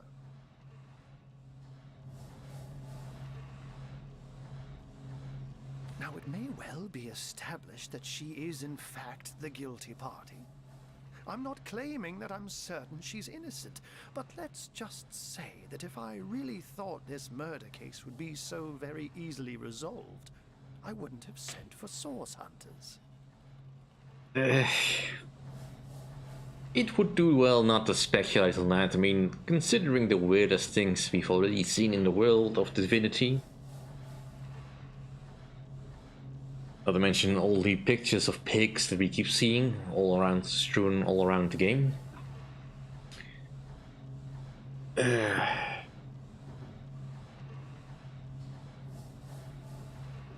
Yeah, Maxine probably would not. I mean, I don't know. Is he a cat when he is in cat form? Does that part of him change as well? Speculations like that is something I don't think any DM would ever want to think about. Luckily, we do not have a bard in the party, or that is a question that would come up constantly, but still. Any more questions about Cecil? Someone mentioned one of your failed experiments. One of them? Failed? Who is the mongrel that dares to question my engineering expertise? I take it the mutt in question was referring to the Sparkmaster 5000. It isn't failing, it just became... well, it became self-aware. Frightfully annoying when that happens. You know what? Here's the remote access device with which I used to control it. There's a manual for that somewhere around here, too. Yours, if you can find it. I really should invite Victoria one of these days, so she can help me organize my mess of a library. Yeah. What can we do about the undead that threaten Cecil? Those who are raising the dead dwell among us. They simply must be. But even though I've spent many a night leaping from tree to rooftop, watching on as citizens stagger home from the inn or simply burn the midnight oil, I haven't spied a single soul worthy of true suspicion. The enemy is wily.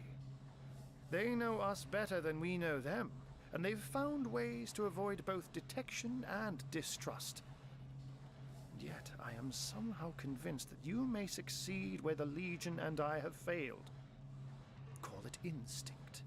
What about the orc problem? You have a flair for understatements, Hunter. I'm sure they are but a minor nuisance in the eyes of a born warrior. But to the Legion, they are green-skinned death incarnate.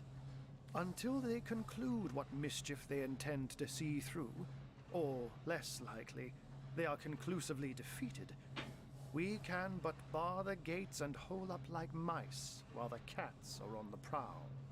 How did you design those magical ballistae of yours? Oh, A mere trifle for one with the intellect of a feline and the engineering skills of a human. You basically construct a classic ballista, add a 100% legally obtained self-regenerating source of destructive magic to it, and Bobcat's your uncle. Let's see. He does have some useful books that I might want. Especially if we go for Anomen.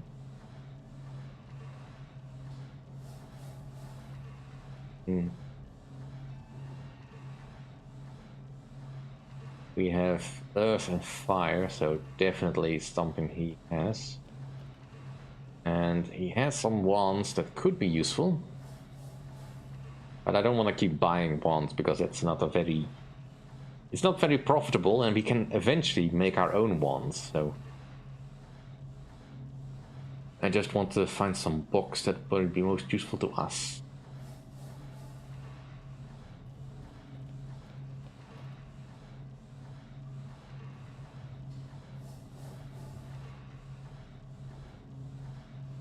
Ideally, I would also like to have some books I could sell to you, but everything I can sell you already have.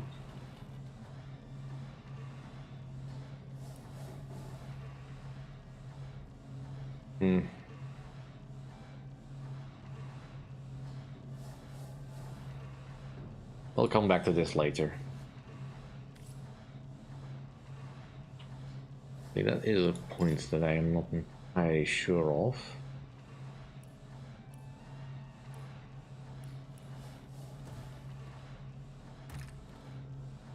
It's Pyrokinetic 1.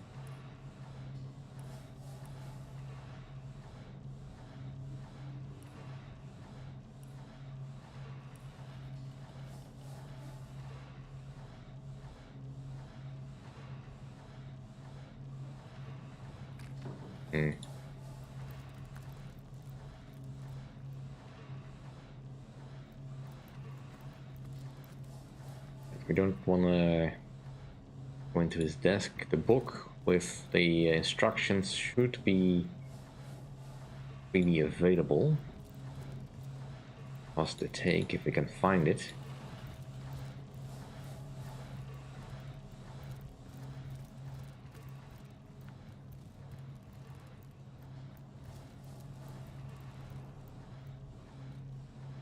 Ah, there it is.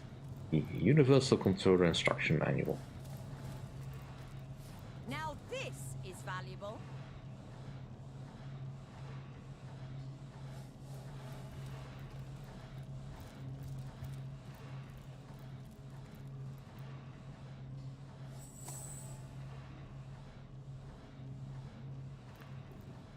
How can I help you, my friend?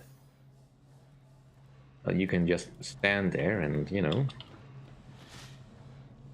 not notice me.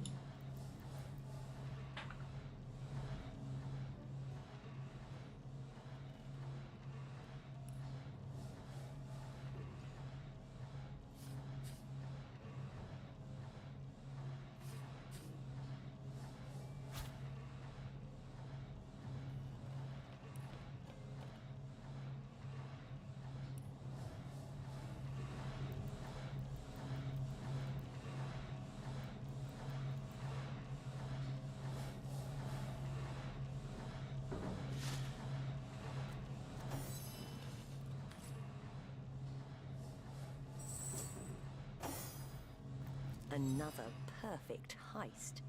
You sneak with the subtlety of a tried and true cat burglar. Why, thanks. I rather do, don't I? Ha! A few more heists and I'll be a fat cat in no time.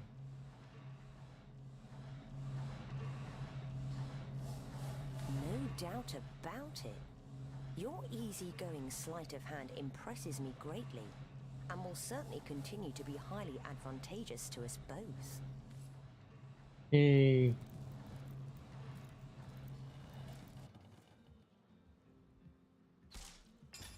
But yeah, that is the easiest way to bamboozle the enemy. We've already had that one. Alright. In your inventory.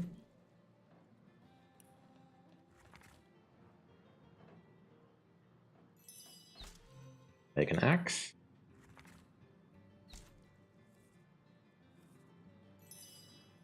And pixie dust. And send it to Samantha.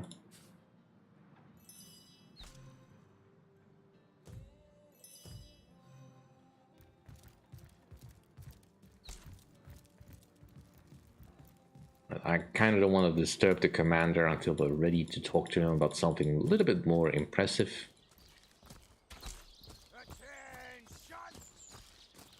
You know, I'm kind of curious to find out if our party has some decent synergy going on. So let's actually do have a fight.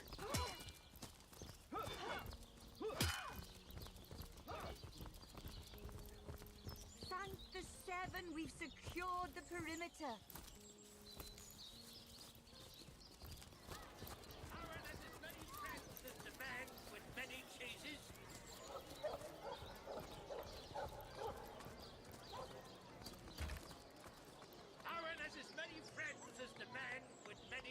We could use a bucket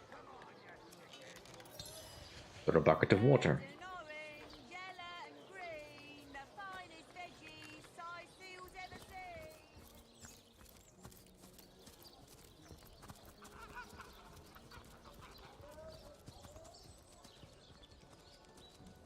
Yeah, this way.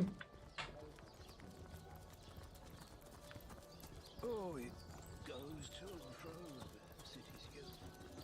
They hustle.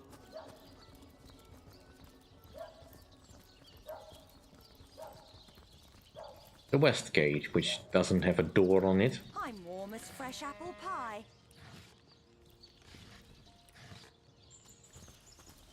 Beyond these walls, the dead roam free, Hunter.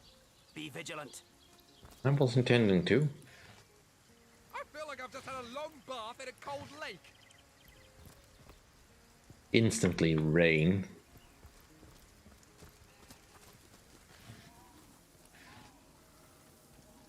Right, so from here on out we have to be somewhat careful. Alright. Fight it is. And I don't think I can use it on you. Oh. Let's see if we are strong enough, a party of 4.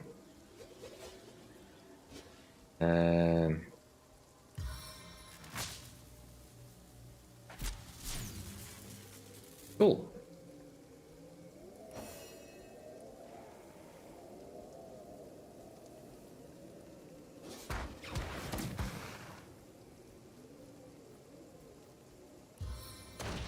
Unfortunately out of range. Alright, battering ram.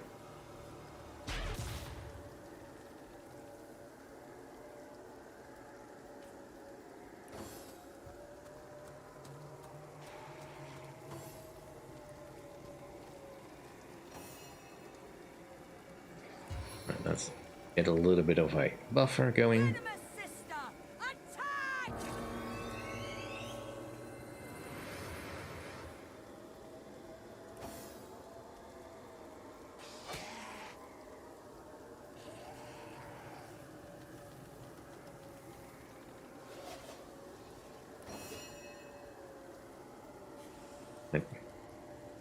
You're no longer stunned.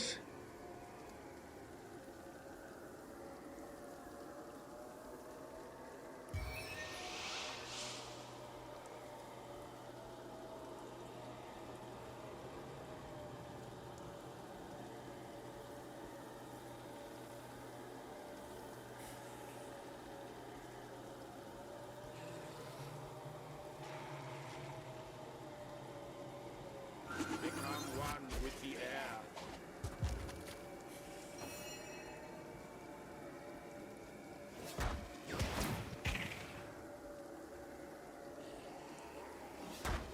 Heaven have mercy on your soul.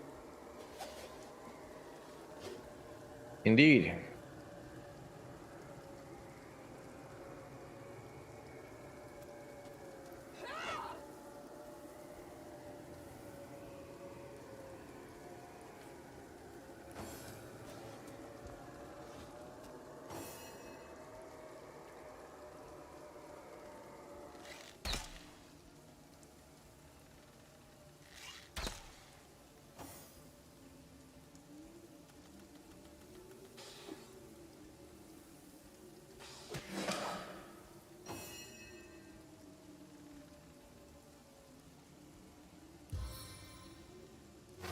We need at least 3 points. Fine. Alright, let's just use that.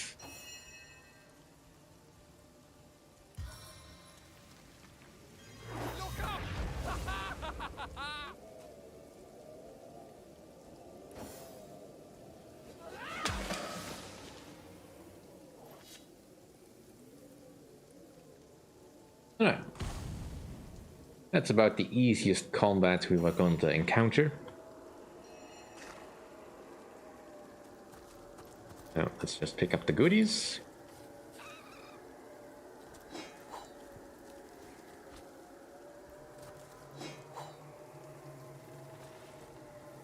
And a fine robe. Nice.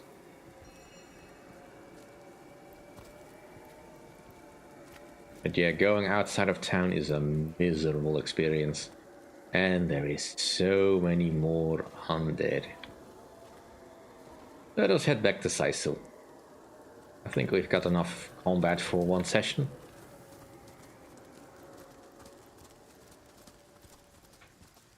Let's get nice and dry. Good to have you back, Sauce Hunter. A sight for sore eyes indeed.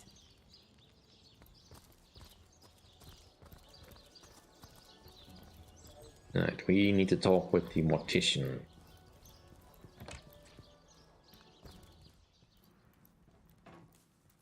Alright.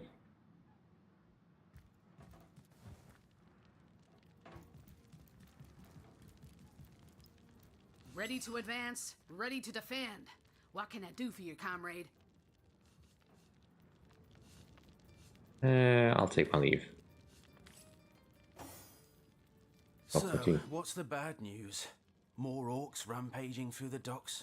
Or have those infernal statues sent another soul flying to his death? Tell me about yourself. This here's my family business.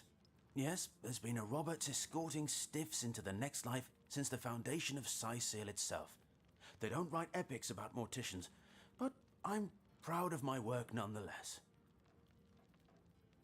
Well, yeah.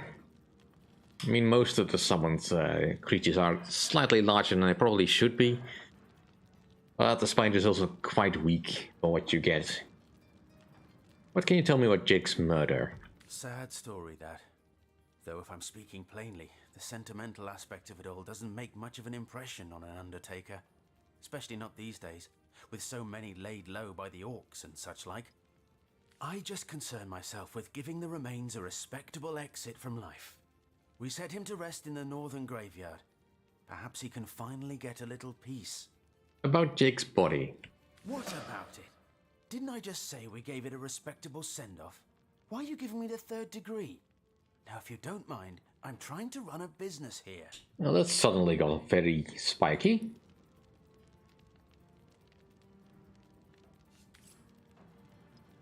No need to be so hostile. Well, as long as he's up here. Can we read this?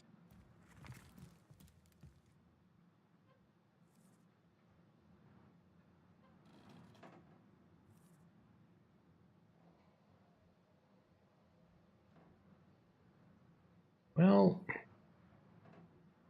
let's not investigate this further until we have actual proof of something. We know where Jake's body is. Let's go find it.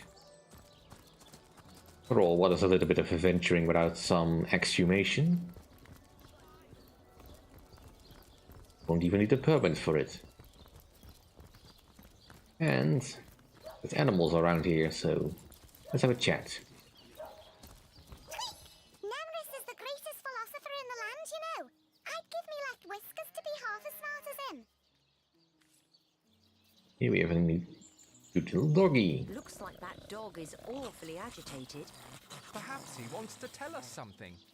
Rest in Hey, peace. So many. wow! I was wondering where that awesome sweaty boot smell was coming from. And here you are. Wow! This is great!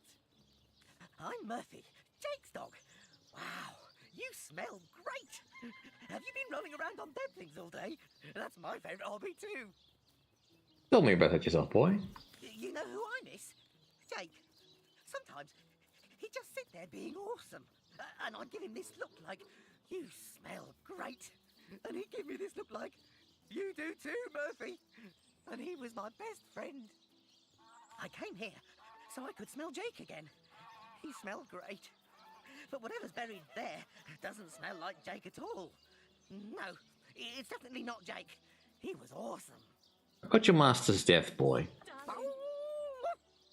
If I ever find out who killed Jake, the most awesome Jake who ever jaked, I'll bark so much.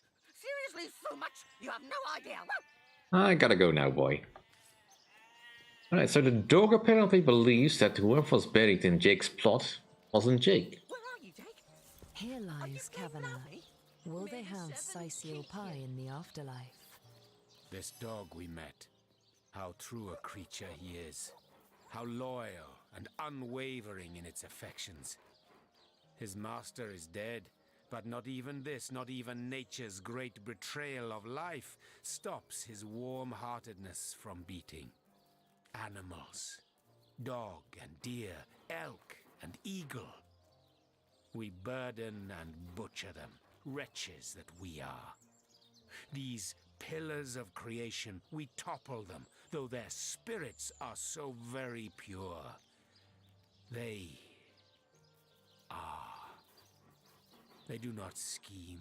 They do not deceive. Perfidy. That is the human condition. This kind, this trusty beast. He is man's best friend, though man does not deserve one. Hmm. Where are you, Jake? Are you playing without me?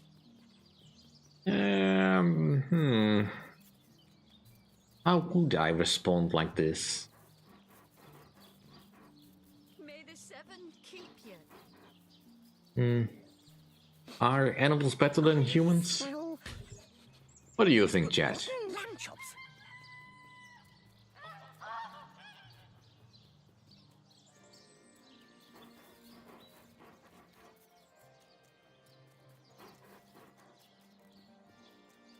Where are you, Jake?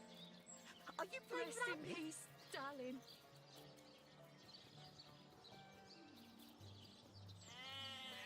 I'm thinking animals are not better than humans.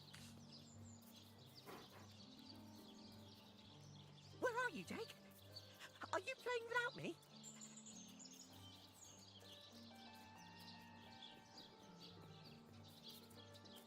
Yeah, we'll stay in You are between. human, all too human, and you place trust in your fellows. But one day, a stab in the back will tell you, I am right. I know, for I have lain on silken cushions in marble palaces, and I have lain on wet leaves in soggy forests. Vastly do I prefer the latter. Oh, the occasional thorn may pierce your skin, but at least you are aware the sting is not that of a poisoned needle hidden by aspiring rivals. In the animal kingdom only one is free. Beware the wolf. Yes, beware the bear. But their rules are honest. The kingdoms of man, they are built upon the blood of the ones not strong enough to lay claim to power. This dog, it is a creature worthy of your affection. The ones you see around you, the men and women of this world, they are not.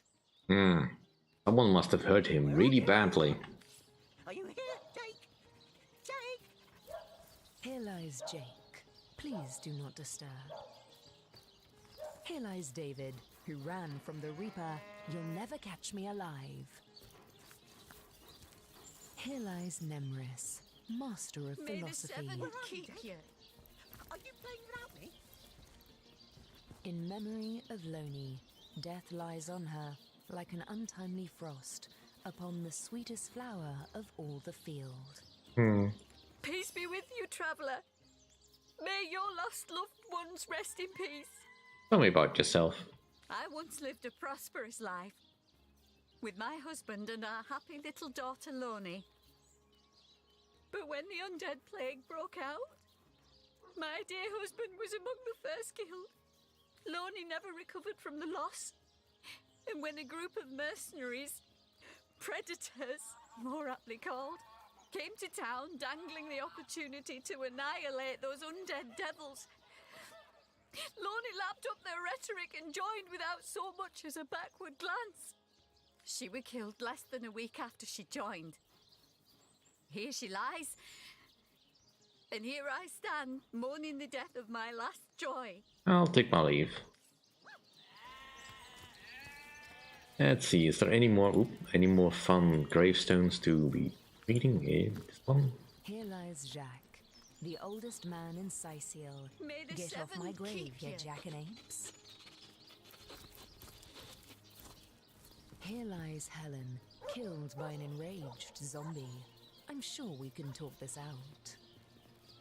Alright, well, let's go with Jake's grave first. After all, he is the most important thing to investigate here. Jake, where are you?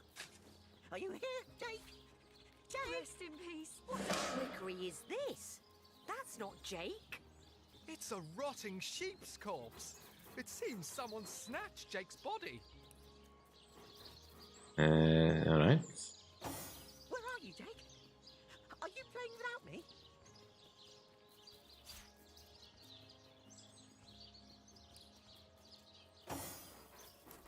May the seven keep you. Alright, let's confront the mortician with this, because this is extraordinary. Sheep. And also, now we know where that sheep went. Little Bo Bertia.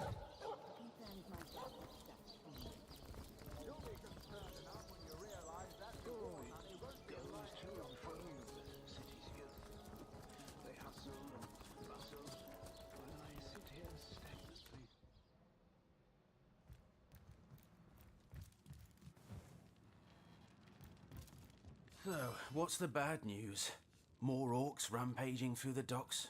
Or have those infernal statues sent another soul flying to his death? About Jake's body. A sheep? That's a whole heap of nonsense. Don't bother me with such wild tales.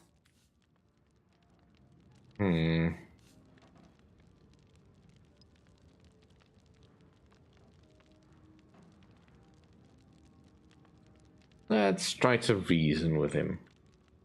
Yes, reason.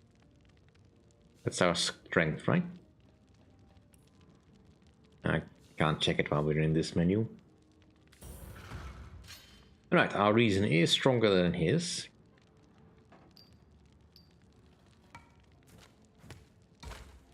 But of course we do need to pick the right thing. Alright,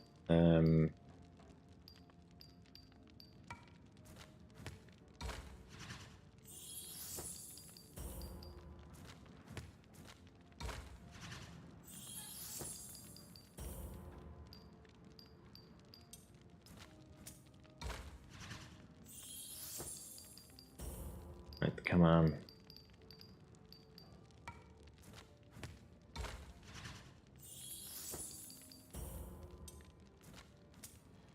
I win. I suppose you're right. At least if I tell you myself, you'll hear the proper account of things. I buried that blasted sheep, but I swear on my lucky left foot I had nothing to do with that body disappearing. 1 minute it was on my slab, you see. I left the room for just a moment to answer the bell in the front parlour, and when I returned, the body was simply gone. In its place was a sack containing more gold coins than I could even count. The message was clear. Silence is golden.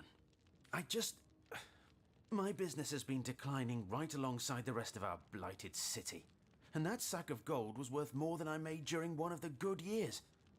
I needed cash, and someone needed my silence. I knew I had to bury something or risk being found out. So that night, I stole into the market and made off with Bertia's fattest sheep. It was a bloody waste to stick so much fine meat into the ground to rot, but it had to be done.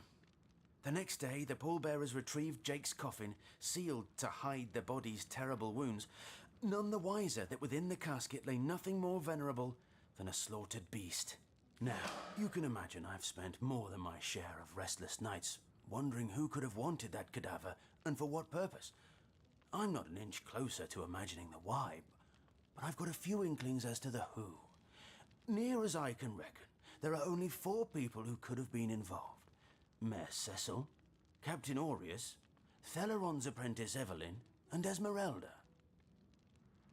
Well, there are a little bit. I mean, the rock paper scissors game can be quite outmaneuvered in this game because the AI isn't particularly tricky in how it applies stuff, and there's mods to turn it off if it bothers you. So there's that. I don't mind it all that much. It gives you a chance of things going not quite the way you want to, even with the skills right in place. Now, that's probably not for everyone, but since it is just for talking and not for opening a pick lock, which I believe should really come down to skill. And besides, the game has been designed in such a way that even if you lose that game, it doesn't invalidate the quest in any way. You can't really get stuck. There's always another way to get to where you want to go. It just means you'll have to try a little bit harder in another way. Right, so why do you suspect Mayor Cecil?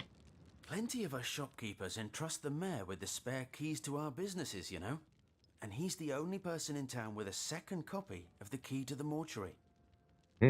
He could have used it to sidle in without a peep, if he were so inclined. I don't think the mayor is capable of such a subterfuge. What about Captain Aureus? Aureus himself paid me a visit the night the body was delivered. Came rapping at my door in the frosty morning before the sun had even started peeping, and told me to tell him, and only him, if I noticed anything strange or suspicious about the remains. Can't see why he'd bothered to go through all that trouble, unless he knew something the rest of us don't. Why do you suspect Evelyn? I know it sounds strange suspecting the doctor's apprentice of something so ghoulish as this, but there's few in this city could manage to transport a corpse without raising eyebrows. Okay. It was she who delivered Jake's body from the inn to the mortuary. And there was something about her that night. Some kind of excitement. Seemed she could barely contain her thoughts. That there was something thrilling about to happen. I can't quite settle it in my mind how a young medical professional would have such a strange reaction to an occasion such as that. And this may or may not have anything to do with the whole rigmarole. But her master, Dr. Theleron, bought an old shack of mine, one overtaken by undead, for an exorbitant price considering what he was getting. I never did figure what he wanted it for, but he sure seemed eager. Why do you suspect Esmeralda? I never saw a widow less distraught at the death of her husband, and I've seen hundreds pass through my parlor. It was she who rang my bell just before the body was snatched, lured me outside claiming she needed air, before discussing the funeral arrangements. Some accomplice could have sneaked in and grabbed the remains while I was comforting the oh-so-overcome Esmeralda. About the bank gold you received for keeping quiet about Jake's body.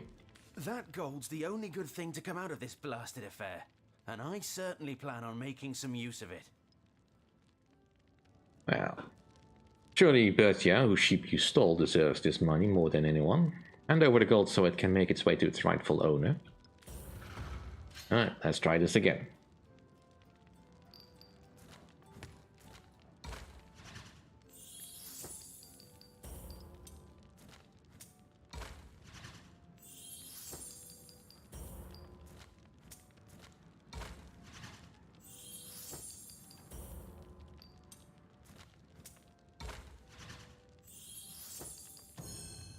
You know, I reckon Bertia really didn't get a fair shake in all this, did she? Here, take the money and give it to her. Times are hard enough as they are. Alright, let's go do that.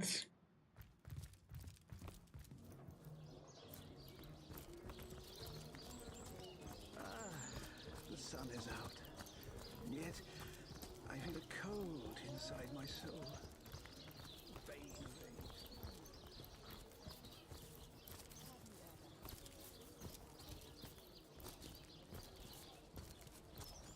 let's go a little bit better than this. Join the stud club if you got an eye for farm potatoes.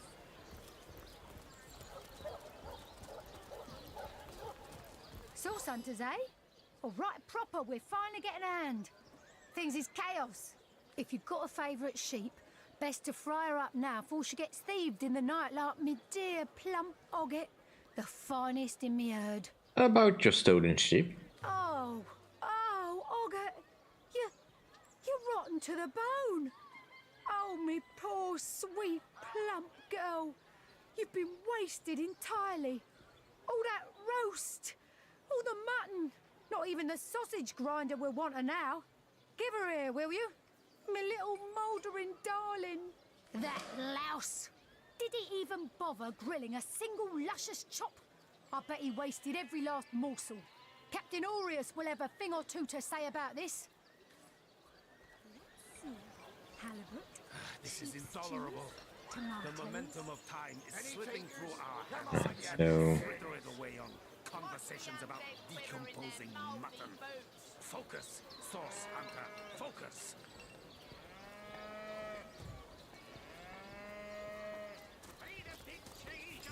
Oh.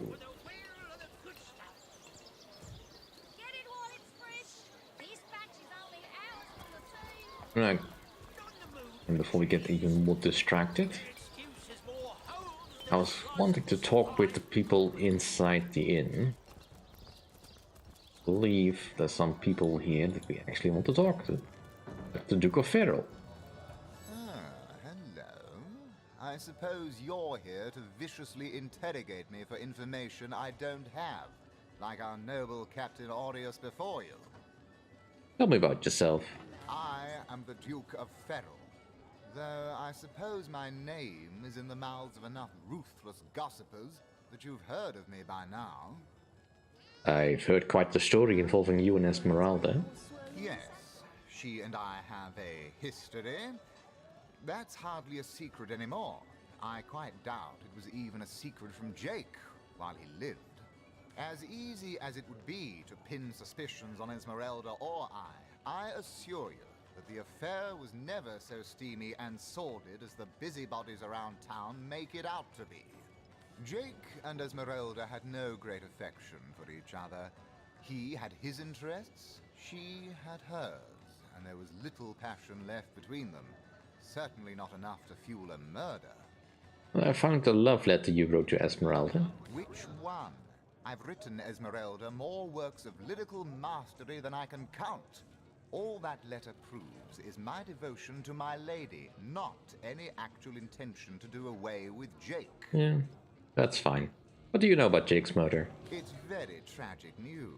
I won't posture and say that the Counselor and I were anything near allies, but I truly never wished the man harm. I'll take my leave. The waitress probably does not have much interesting things to say. Have you ever had the fortune of challenging the fabled wizard of Hunter's Edge? Fortune? Ha! He should be so lucky as to be defeated by Alistair the Great. They say he's privy. What have we here? A source hunter, is it? Well, my day just became rather more stimulating. Oh, stand still then, if you don't mind. I want to take a good long look at the so-called savior of Sicile. Tall as an elf, strong as an orc, but your face, quite classical, isn't it? Statuesque, some might say. Yes, smooth and sturdy as marble, yet fine as a chisel's edge. And my word, what passion burns from your eyes. Please forgive my being forward, but I dare say, can it be? You're exactly the person I've been searching for. Oh, how fortuitous. Can you tell me a bit more about yourself? I am Anna, jewel in the crown that is the fabulous 5. I've cut 1,000 throats, and baked 1,000 bread rolls, stolen the crown jewels of the Queen of Errata, and, with my pockets full, helped her reach enlightenment. Oh. When the day comes that I die, The gods will evacuate the heavens to make space for my formidable collection of designer slippers. I contain multitudes, you see, and I am utterly replete. Except that, much to my dismay, I had as yet to find the companion to whom my heart so clearly calls. But then, Source Hunter, you wandered into this tavern, and I am most certain that that companion is you. Right. You've been searching for someone? That I have. For nearly a lifetime, it seems. Well, I'm sure you must know what I mean. Like existence itself lacked a significant component? Like if you could only fill a certain void, could connect with the right body, the right spirit. Together you could uncover new and thrilling vistas. I believe I have found that component, that body, that spirit within you, Source Hunter. Come, if ever we are to be united, we must truly entwine our fates. We must link our causes forevermore. That's a commitment I'm not quite willing to make yet. Yes, you must join the Fabulous Five right away, as soon as time permits. Together, as a team, we'll explore the boundless realm before us. We'll uncover fate, inch by inch. Yeah, she is definitely fluffing things up a bit. About the Fabulous Five. So you've joined up. You've sworn to share in our adversity and our bounty alike. Oh, you've made my heart soar. I can finally offer you our finest adventuring equipment at fantastic in-house rates. Come now, let's trade. Well, you must be thrilled to find yourself a member of a team so widely renowned for its valor and skill. And you must be even more curious about how you yourself can suit up to face such enemies as a member of the Fabulous Five must face. Well, never fear. I have everything you need. Yeah, she definitely sounds like a honeypot. Right, she does have okay-ish gear. I mean, that bow definitely would be useful.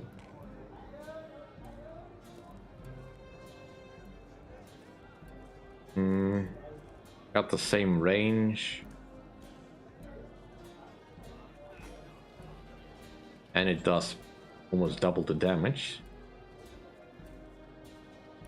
So, you know, let's swap it out. Yeah, I don't think I want to change anything else out. Death Elemental. Maybe another day.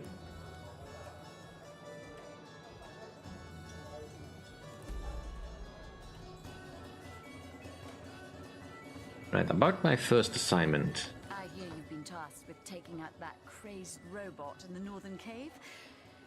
I'm sure you'd like to equip yourself with the finest possible accoutrement, wouldn't you? Come, come, I have everything you need. I'll take my leave. Right, let's make sure we are actually equipped before I leave. Come now, Alistair. Sorry, I've run out of signed handkerchiefs. An Alistair keyring, maybe. In any case, make it quick. You're not the only fan who wants some of my time. I'm sorry, I'm not actually familiar with you. What do you mean, not familiar? You expect me to believe you've never heard of Alistair the Almighty? Why, I'm only the most famous wizard this side of the Distis. Although, it'd be worth checking the other side too, just in case. And don't forget, I'm the most eminent member of the Fabulous Five to boot. Surely you already know we've been voted the most influential adventurers guild by SideQuest Monthly. 3 years running. Right. What do you know about the undead? Those nasty beasts are hardly worth my time. Though I suppose I'll step in if none of the recruits manage to prove adept enough to handle a few skeletons.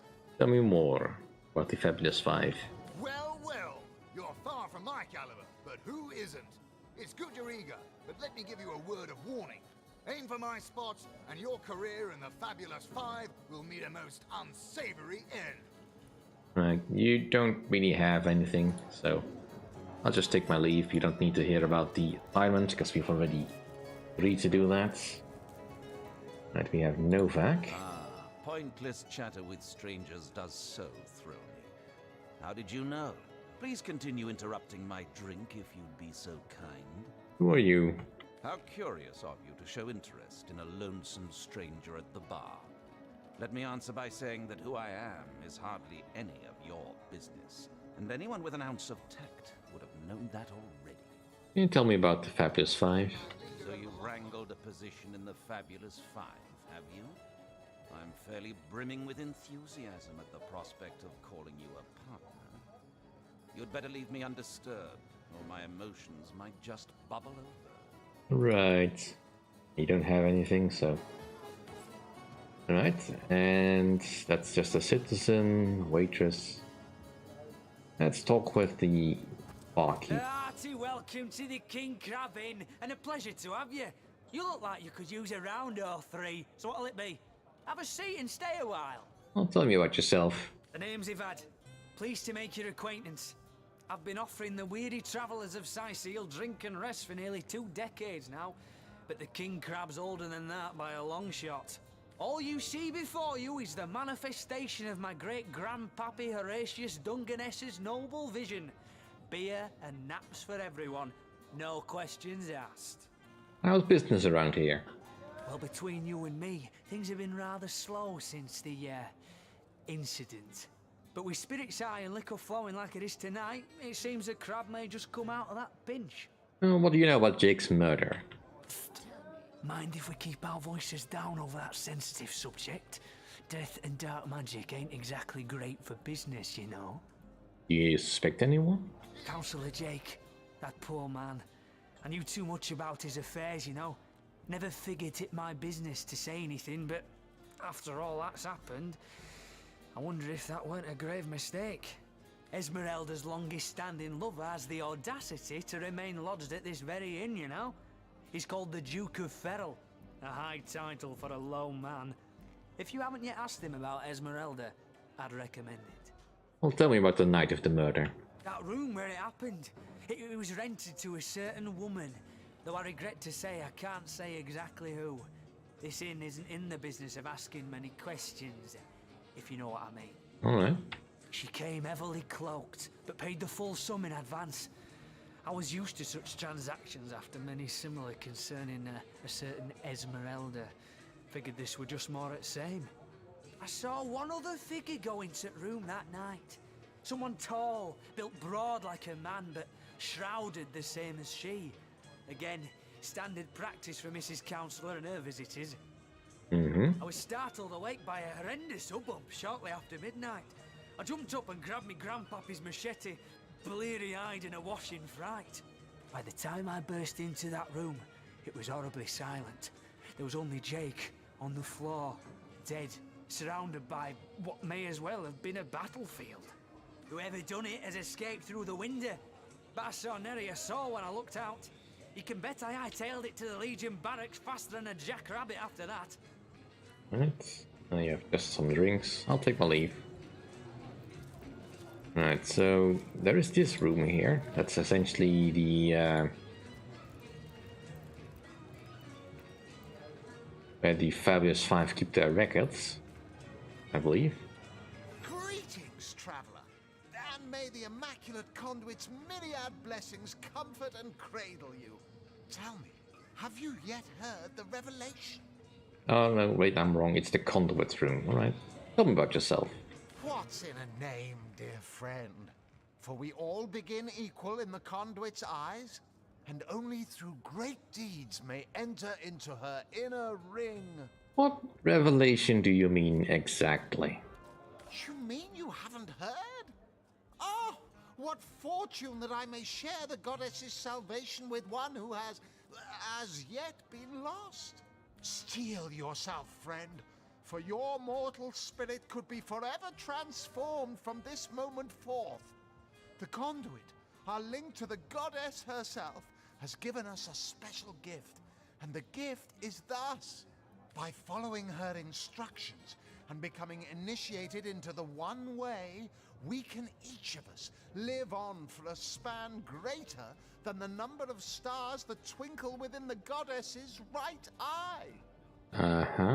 Tell me more about this conduit. She came from on high to we mortals and showed us the path to the goddess, where all living souls are naturally inclined. She showed us that injury and malady need not mark the end of life, but that through her methods we could ascend to greater life in service of the goddess. What do you mean by the one way? For this hallowed information, you must seek an immaculate chapel. Go north, friend, through the forest and into the town of Silverglen, where all may be revealed. Yeah, that's all beyond the zombies, so that's not somewhere we're not gonna go anytime soon. There, among her followers and friends, dwells the goddess's ecstasy, her one way. I'll take my leave. Go on the path to the righteous, my friend. Forget not that the conduit has great plans for you. Do you have anything for sale? Not really. And I can't exactly steal anything from this. That's fine though. Now, seeing as this room is ruined, we could probably borrow some of the paintings. Looking good.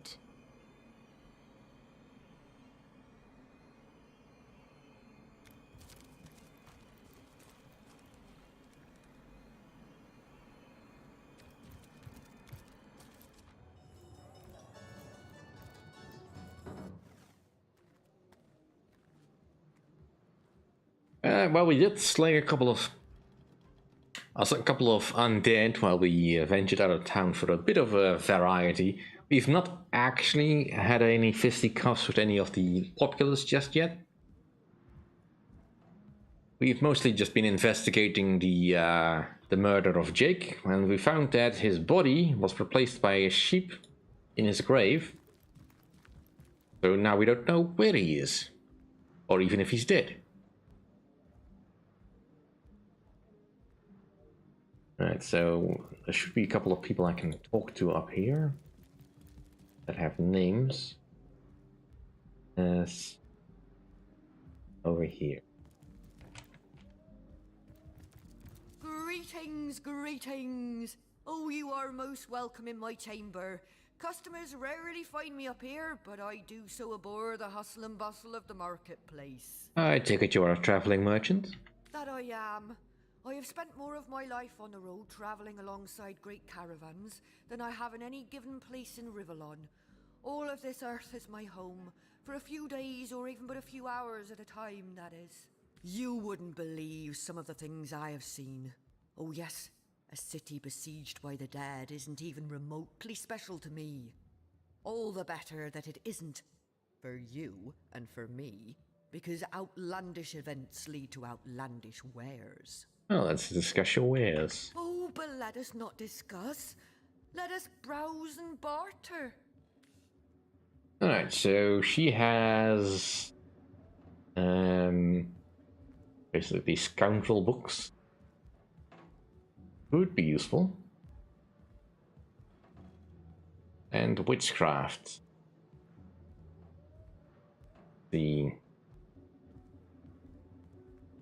There were damage pushed upon an ally. That could be useful.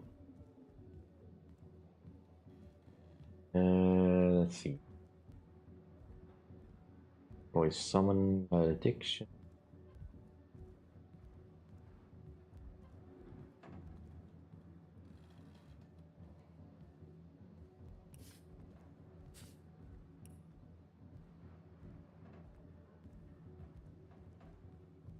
I don't think I have anything I can sell to her.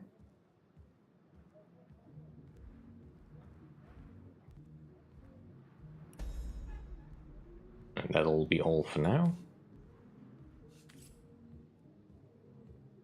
See if I remember right how to learn on skill. Yay! And pop those out because that's important. Well, it's not been boring so much. It's a lot of talking. We are here to investigate after all. And we'll not find out anything if we're just being murder hobos.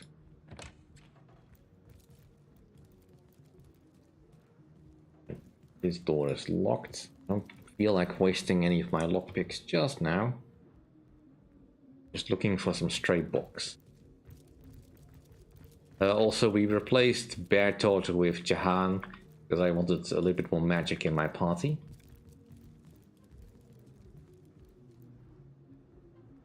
Let's just leave.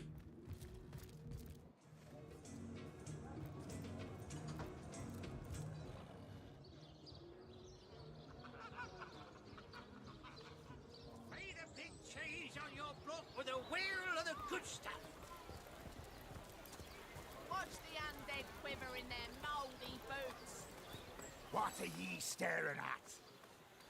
No, that's not the one I wanted to talk to. I want to talk to Jerome. How lovely to see you again, haver of the beautifully shaped shoulders. Right. Got an eye for farm potatoes? I mean, if you want to fence a couple of paintings. I wondered, yeah, now there's no way I could do that here, but if you could just steal these paintings and then sell them back to him.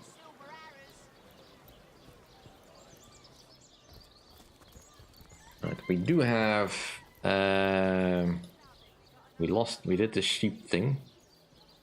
We have some expeditions we need to figure out, but that means going outside of town.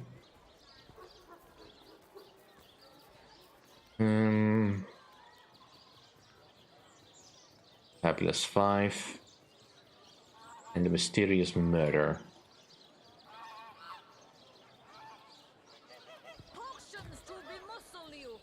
Now, the mortician gave us a couple of potential suspects. Esmeralda already seems to be the least likely, despite her having the best motive. I don't think Mayor Cecil did it. Captain Aureus is very out there, and then there is Thelron's apprentice Evelyn,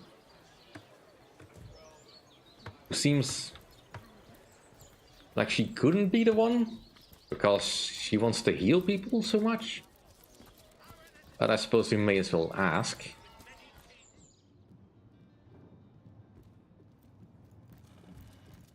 What? Oh, it's you! What news? Right, let's see if he can actually understand me. You've been named as a suspect in Jake's murder case. Jake? Murdered, you say? Oh, yes. Yes, of course. Now I remember. Well, I'm sure the facts will prove me innocent. Keep investigating. You'll see for yourselves in time. Alright, I'll take my leave. I did give you all the books, right? Let's go drop off these books in the library.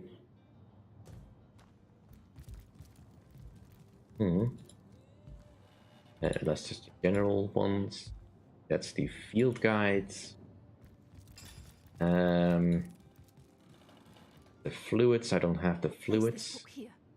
A volume of poetry among novels? Urrak! What mayhem! That's the archery one.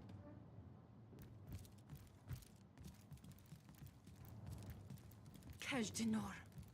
A brief history of Secrets of the still hasn't Scroll. been returned. Teleron will have to pay yet another fine. I did read this, right? Yeah, it's the dust one.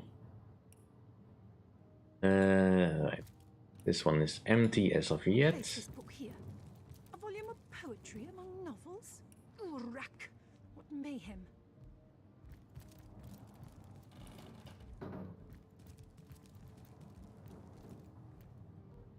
Who placed this book here?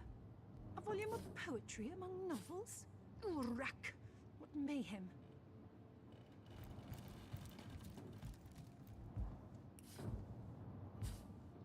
There.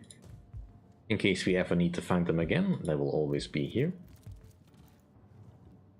But since the recipes are already in our log,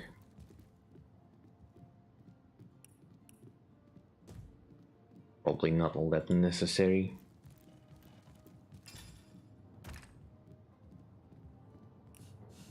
So many recipes we can already have. I could make some quarterstaves ourselves, some potions,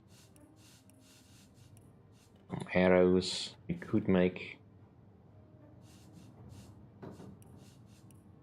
Some foodstuffs, which gives you various other things.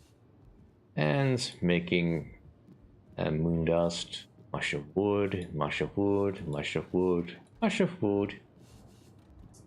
Or pixie dust, sheets of paper and all that. And then there's potential combinations. There is supposed to be some key of experiments with the whole crafting system. But frankly, at this point, it's much better if you just look up a wiki with all the potential ingredients already spelled out for you.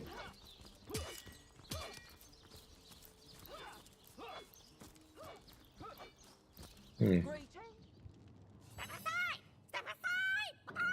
This maniac's gonna turn me into a meat pie! Right. Do we save the chicken?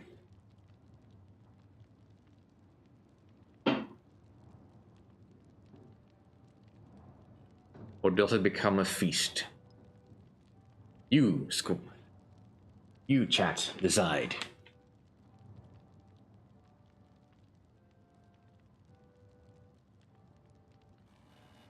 Also, welcome to the chat, to the stream, chap. I forgot to welcome you. Sorry about that. I've been a bit focused on trying to remember where all the interesting quests are. I mean, it is always a chicken's duty to be eaten. That's why we have chickens. I don't think Samantha is save the chicken. Alright then, a chicken has a right to life too. A chicken? I don't know. I mean, this is the Legion's cook, so presumably it's the Legionnaires that will be a little bit upset that the chicken has gotten away. Yes, let's pardon him. Just look at the little blighter. He doesn't deserve the knife. I'm free! I'm free! So long, suckers! Why did you let my chicken escape? Ooh, he's also got one of those books. You let my chicken escape? Looks like it's your lucky day, Jack. Now to tell the troops they're getting nothing but the cornbread.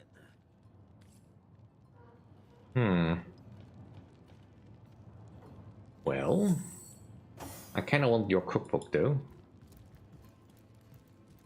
You again? Come to throw my dinner to the wind again, have you?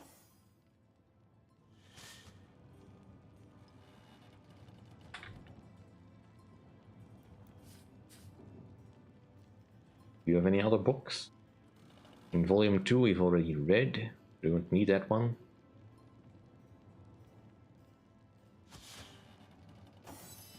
Tell me about yourself. I'm Chef Maurice, the one and only culinary connoisseur capable to make a dish for an army with little more than a single chicken. I don't think you can feed an entire army with just one chicken. Alright, let's read this.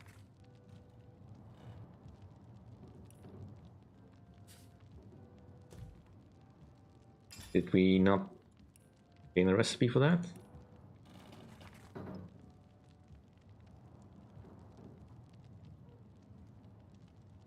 It just tells us about the use of a cooking pot. Alright. And what's up here? Cooking pots. Ooh, an identifying glass. A chest. But there is also the quartermaster, so... Well, Source Hunter, you come to the right place, you have. I got every style of equipment to fit you from head to foot, if it's a trade you're after. I mean, you do have a lot of stuff. Ring kits, all the various ingredients. Even some purple stuff. And if only I had something to sell you. Yeah, I kind of do.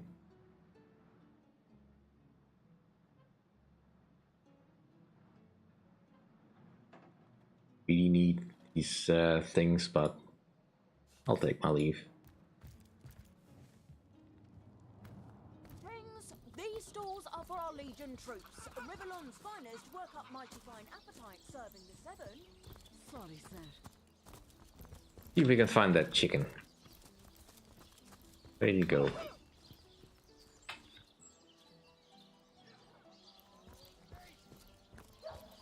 Well, it's not important. We can find it later. Let's go tell Captain Olius the good news that he's being accused. Hi, Mr. Head Honcho Legionnaire. The Source Hunter says that creep Robert stole my sheep. And? Well, aren't you going to arrest that stinking thief? I'll have a talk with him, madam. You, again. Do feel free to depart from Sicil at your earliest convenience. Oh, still not finished with that sorry matter? On the subject of Jake's corpse. It was stolen? Gods, what a fool that Roberts is. Taking a bribe in beleaguered old Sicil. Ah, what was he going to do with that gold? Buy the largest kipper in the land? He has a lot to answer for, but not as much as the one that did the bribing in the first place. Guess your mission is pretty clear, isn't it? Off you go to find this munificent body snatcher. I heard you were last seen. You were seen at the Morticians. You dare stand here and accuse me of involvement in this sordid affair? You dare accuse a captain of the Legion? Get out! Out! Before I have my men erect a gallows and string up a sauce pinata! He seems a bit upset. No, what about it? It was stolen. Yes, yes. Well, I assume it hasn't crawled back to its grave. So have you found any suspect? Perhaps Mayor Cecil is involved. You suspect the mayor? Dear me, you couldn't be further from the mark if you lay the blame on a paraplegic cow. The man raised a foundling orc out of the goodness of his heart, you dolt. A murder indeed. A certain Evelyn has been mentioned. Evelyn? Master Theron's apprentice? Nice lass, huh? Brewed me a potion once that cured me of a rash more bothersome than a badger down your breeches. No, she doesn't seem like the type to play hide and seek with stiffs to me. Alright, let's change the subject. And let's change the subject again. And I'll take my leave, because I don't think you're very happy to see me.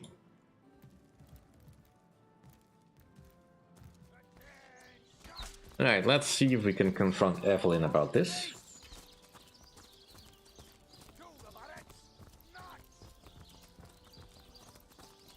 And that probably will be the last thing we do.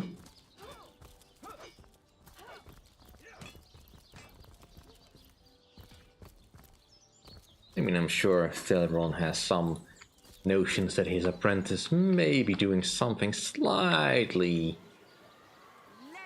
not quite right. I do hope that those dying people in the infirmary have moved on. As in, gone home, not died. To what do I owe the repeated pleasure, Source Hunter? And let's discuss the patients Evelyn was attending to. Another family restored, thanks to the healing arts. I'm glad to hear that Stephen will be returning to the comfortable life he's built. Thank you for your help in this matter. Let's discuss your apprentice. Well, she certainly possesses a critical eye. I expect she'll be a very successful healer in her own right when the time comes. She doesn't really tell me anything useful then. Right, let's talk to Evelyn herself.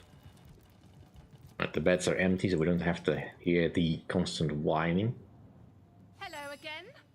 Terribly sorry, Source Hunter, but I seem to be fresh out of priceless relics for you to destroy. That wasn't our fault. About your healing stone. That strange reaction you caused. Blue lightning from a healing stone. I've never seen anything like it. And the stone looks different now, too. Like it's devoid of life. I begin to wonder if its magical properties survived your little reaction.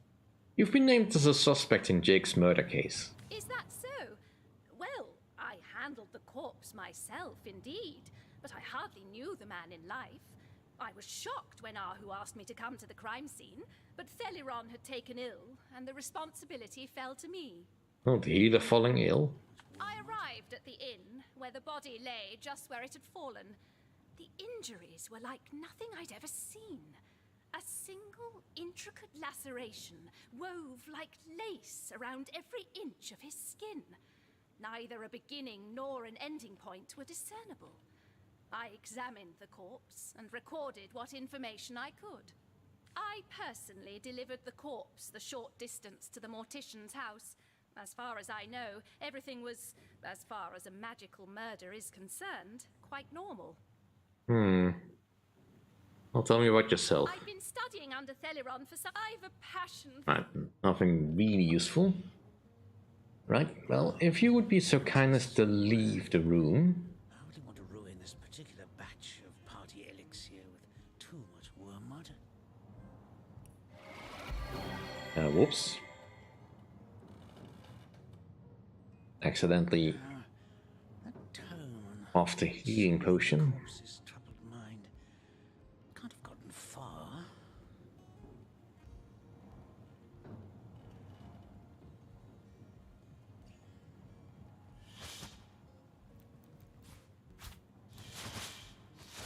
Right. Now we have a key for that. Right, what else can we do?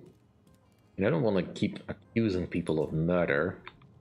That will not solve anything.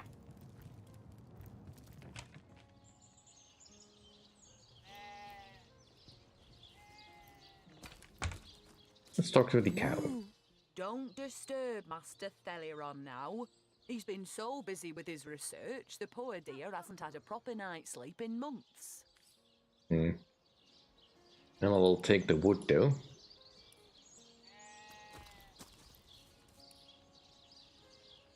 I give milk. I give wool. And what do I get in return? One way or another, they always try to fleece me. Especially that Evelyn. She's out to get me. I know it. Meh.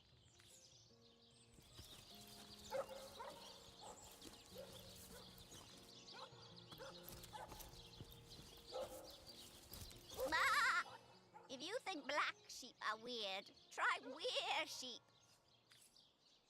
There's a weird sheep in here? I don't recall that, but I might not be remembering all that correctly. Alright, so...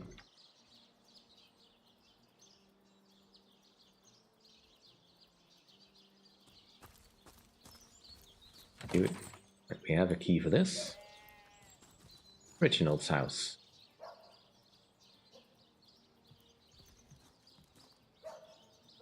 That's because we have the trait Pet Pal, which allows us to talk to animals. We used it to uncover the secret in a graveyard not long ago. Reginald's house, the cellar. And let's read Reginald's diary.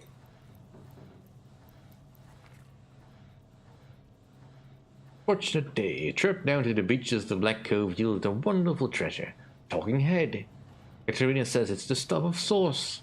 But how can such a silly gag be a product of dark magic? It insists his name is Nick, but I'll call it Stefan. Now, there's a name with flair of a showman about it.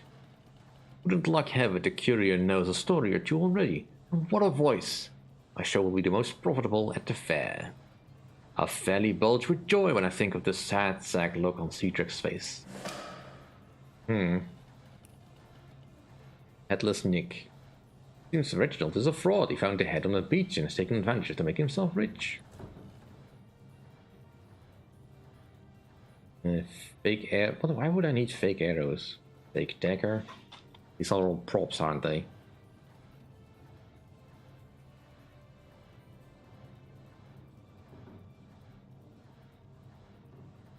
Yeah, juggling orange and all that. Well, that fake skeleton. Everything is fake in here. Well, that's not really my concern either way. Door to Evelyn's house. Do I have a key? No, it's locked.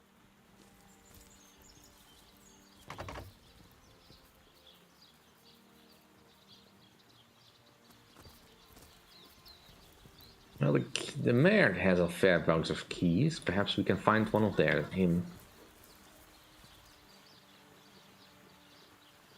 Yeah, indeed. You don't want to play this game without Pet Pal. I think it's so much less interesting than that. Hello, General Skaven. Good of you to join us, but unfortunately, it is now 4 o'clock and I need to go. So, thank you all for joining me. And I hope you all enjoyed it. We'll be picking this up next time.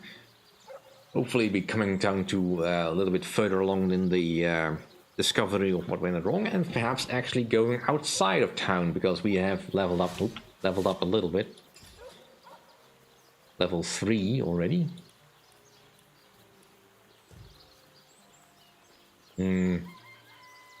Well, General Skaven, if you are going to play the older games, do keep in mind they are the older games. They are quite a bit more archaic in their controls. But anyway, thank you all for watching. I hope you enjoyed it. Have a nice International Workers' Day. And I will see you all next time. Bye.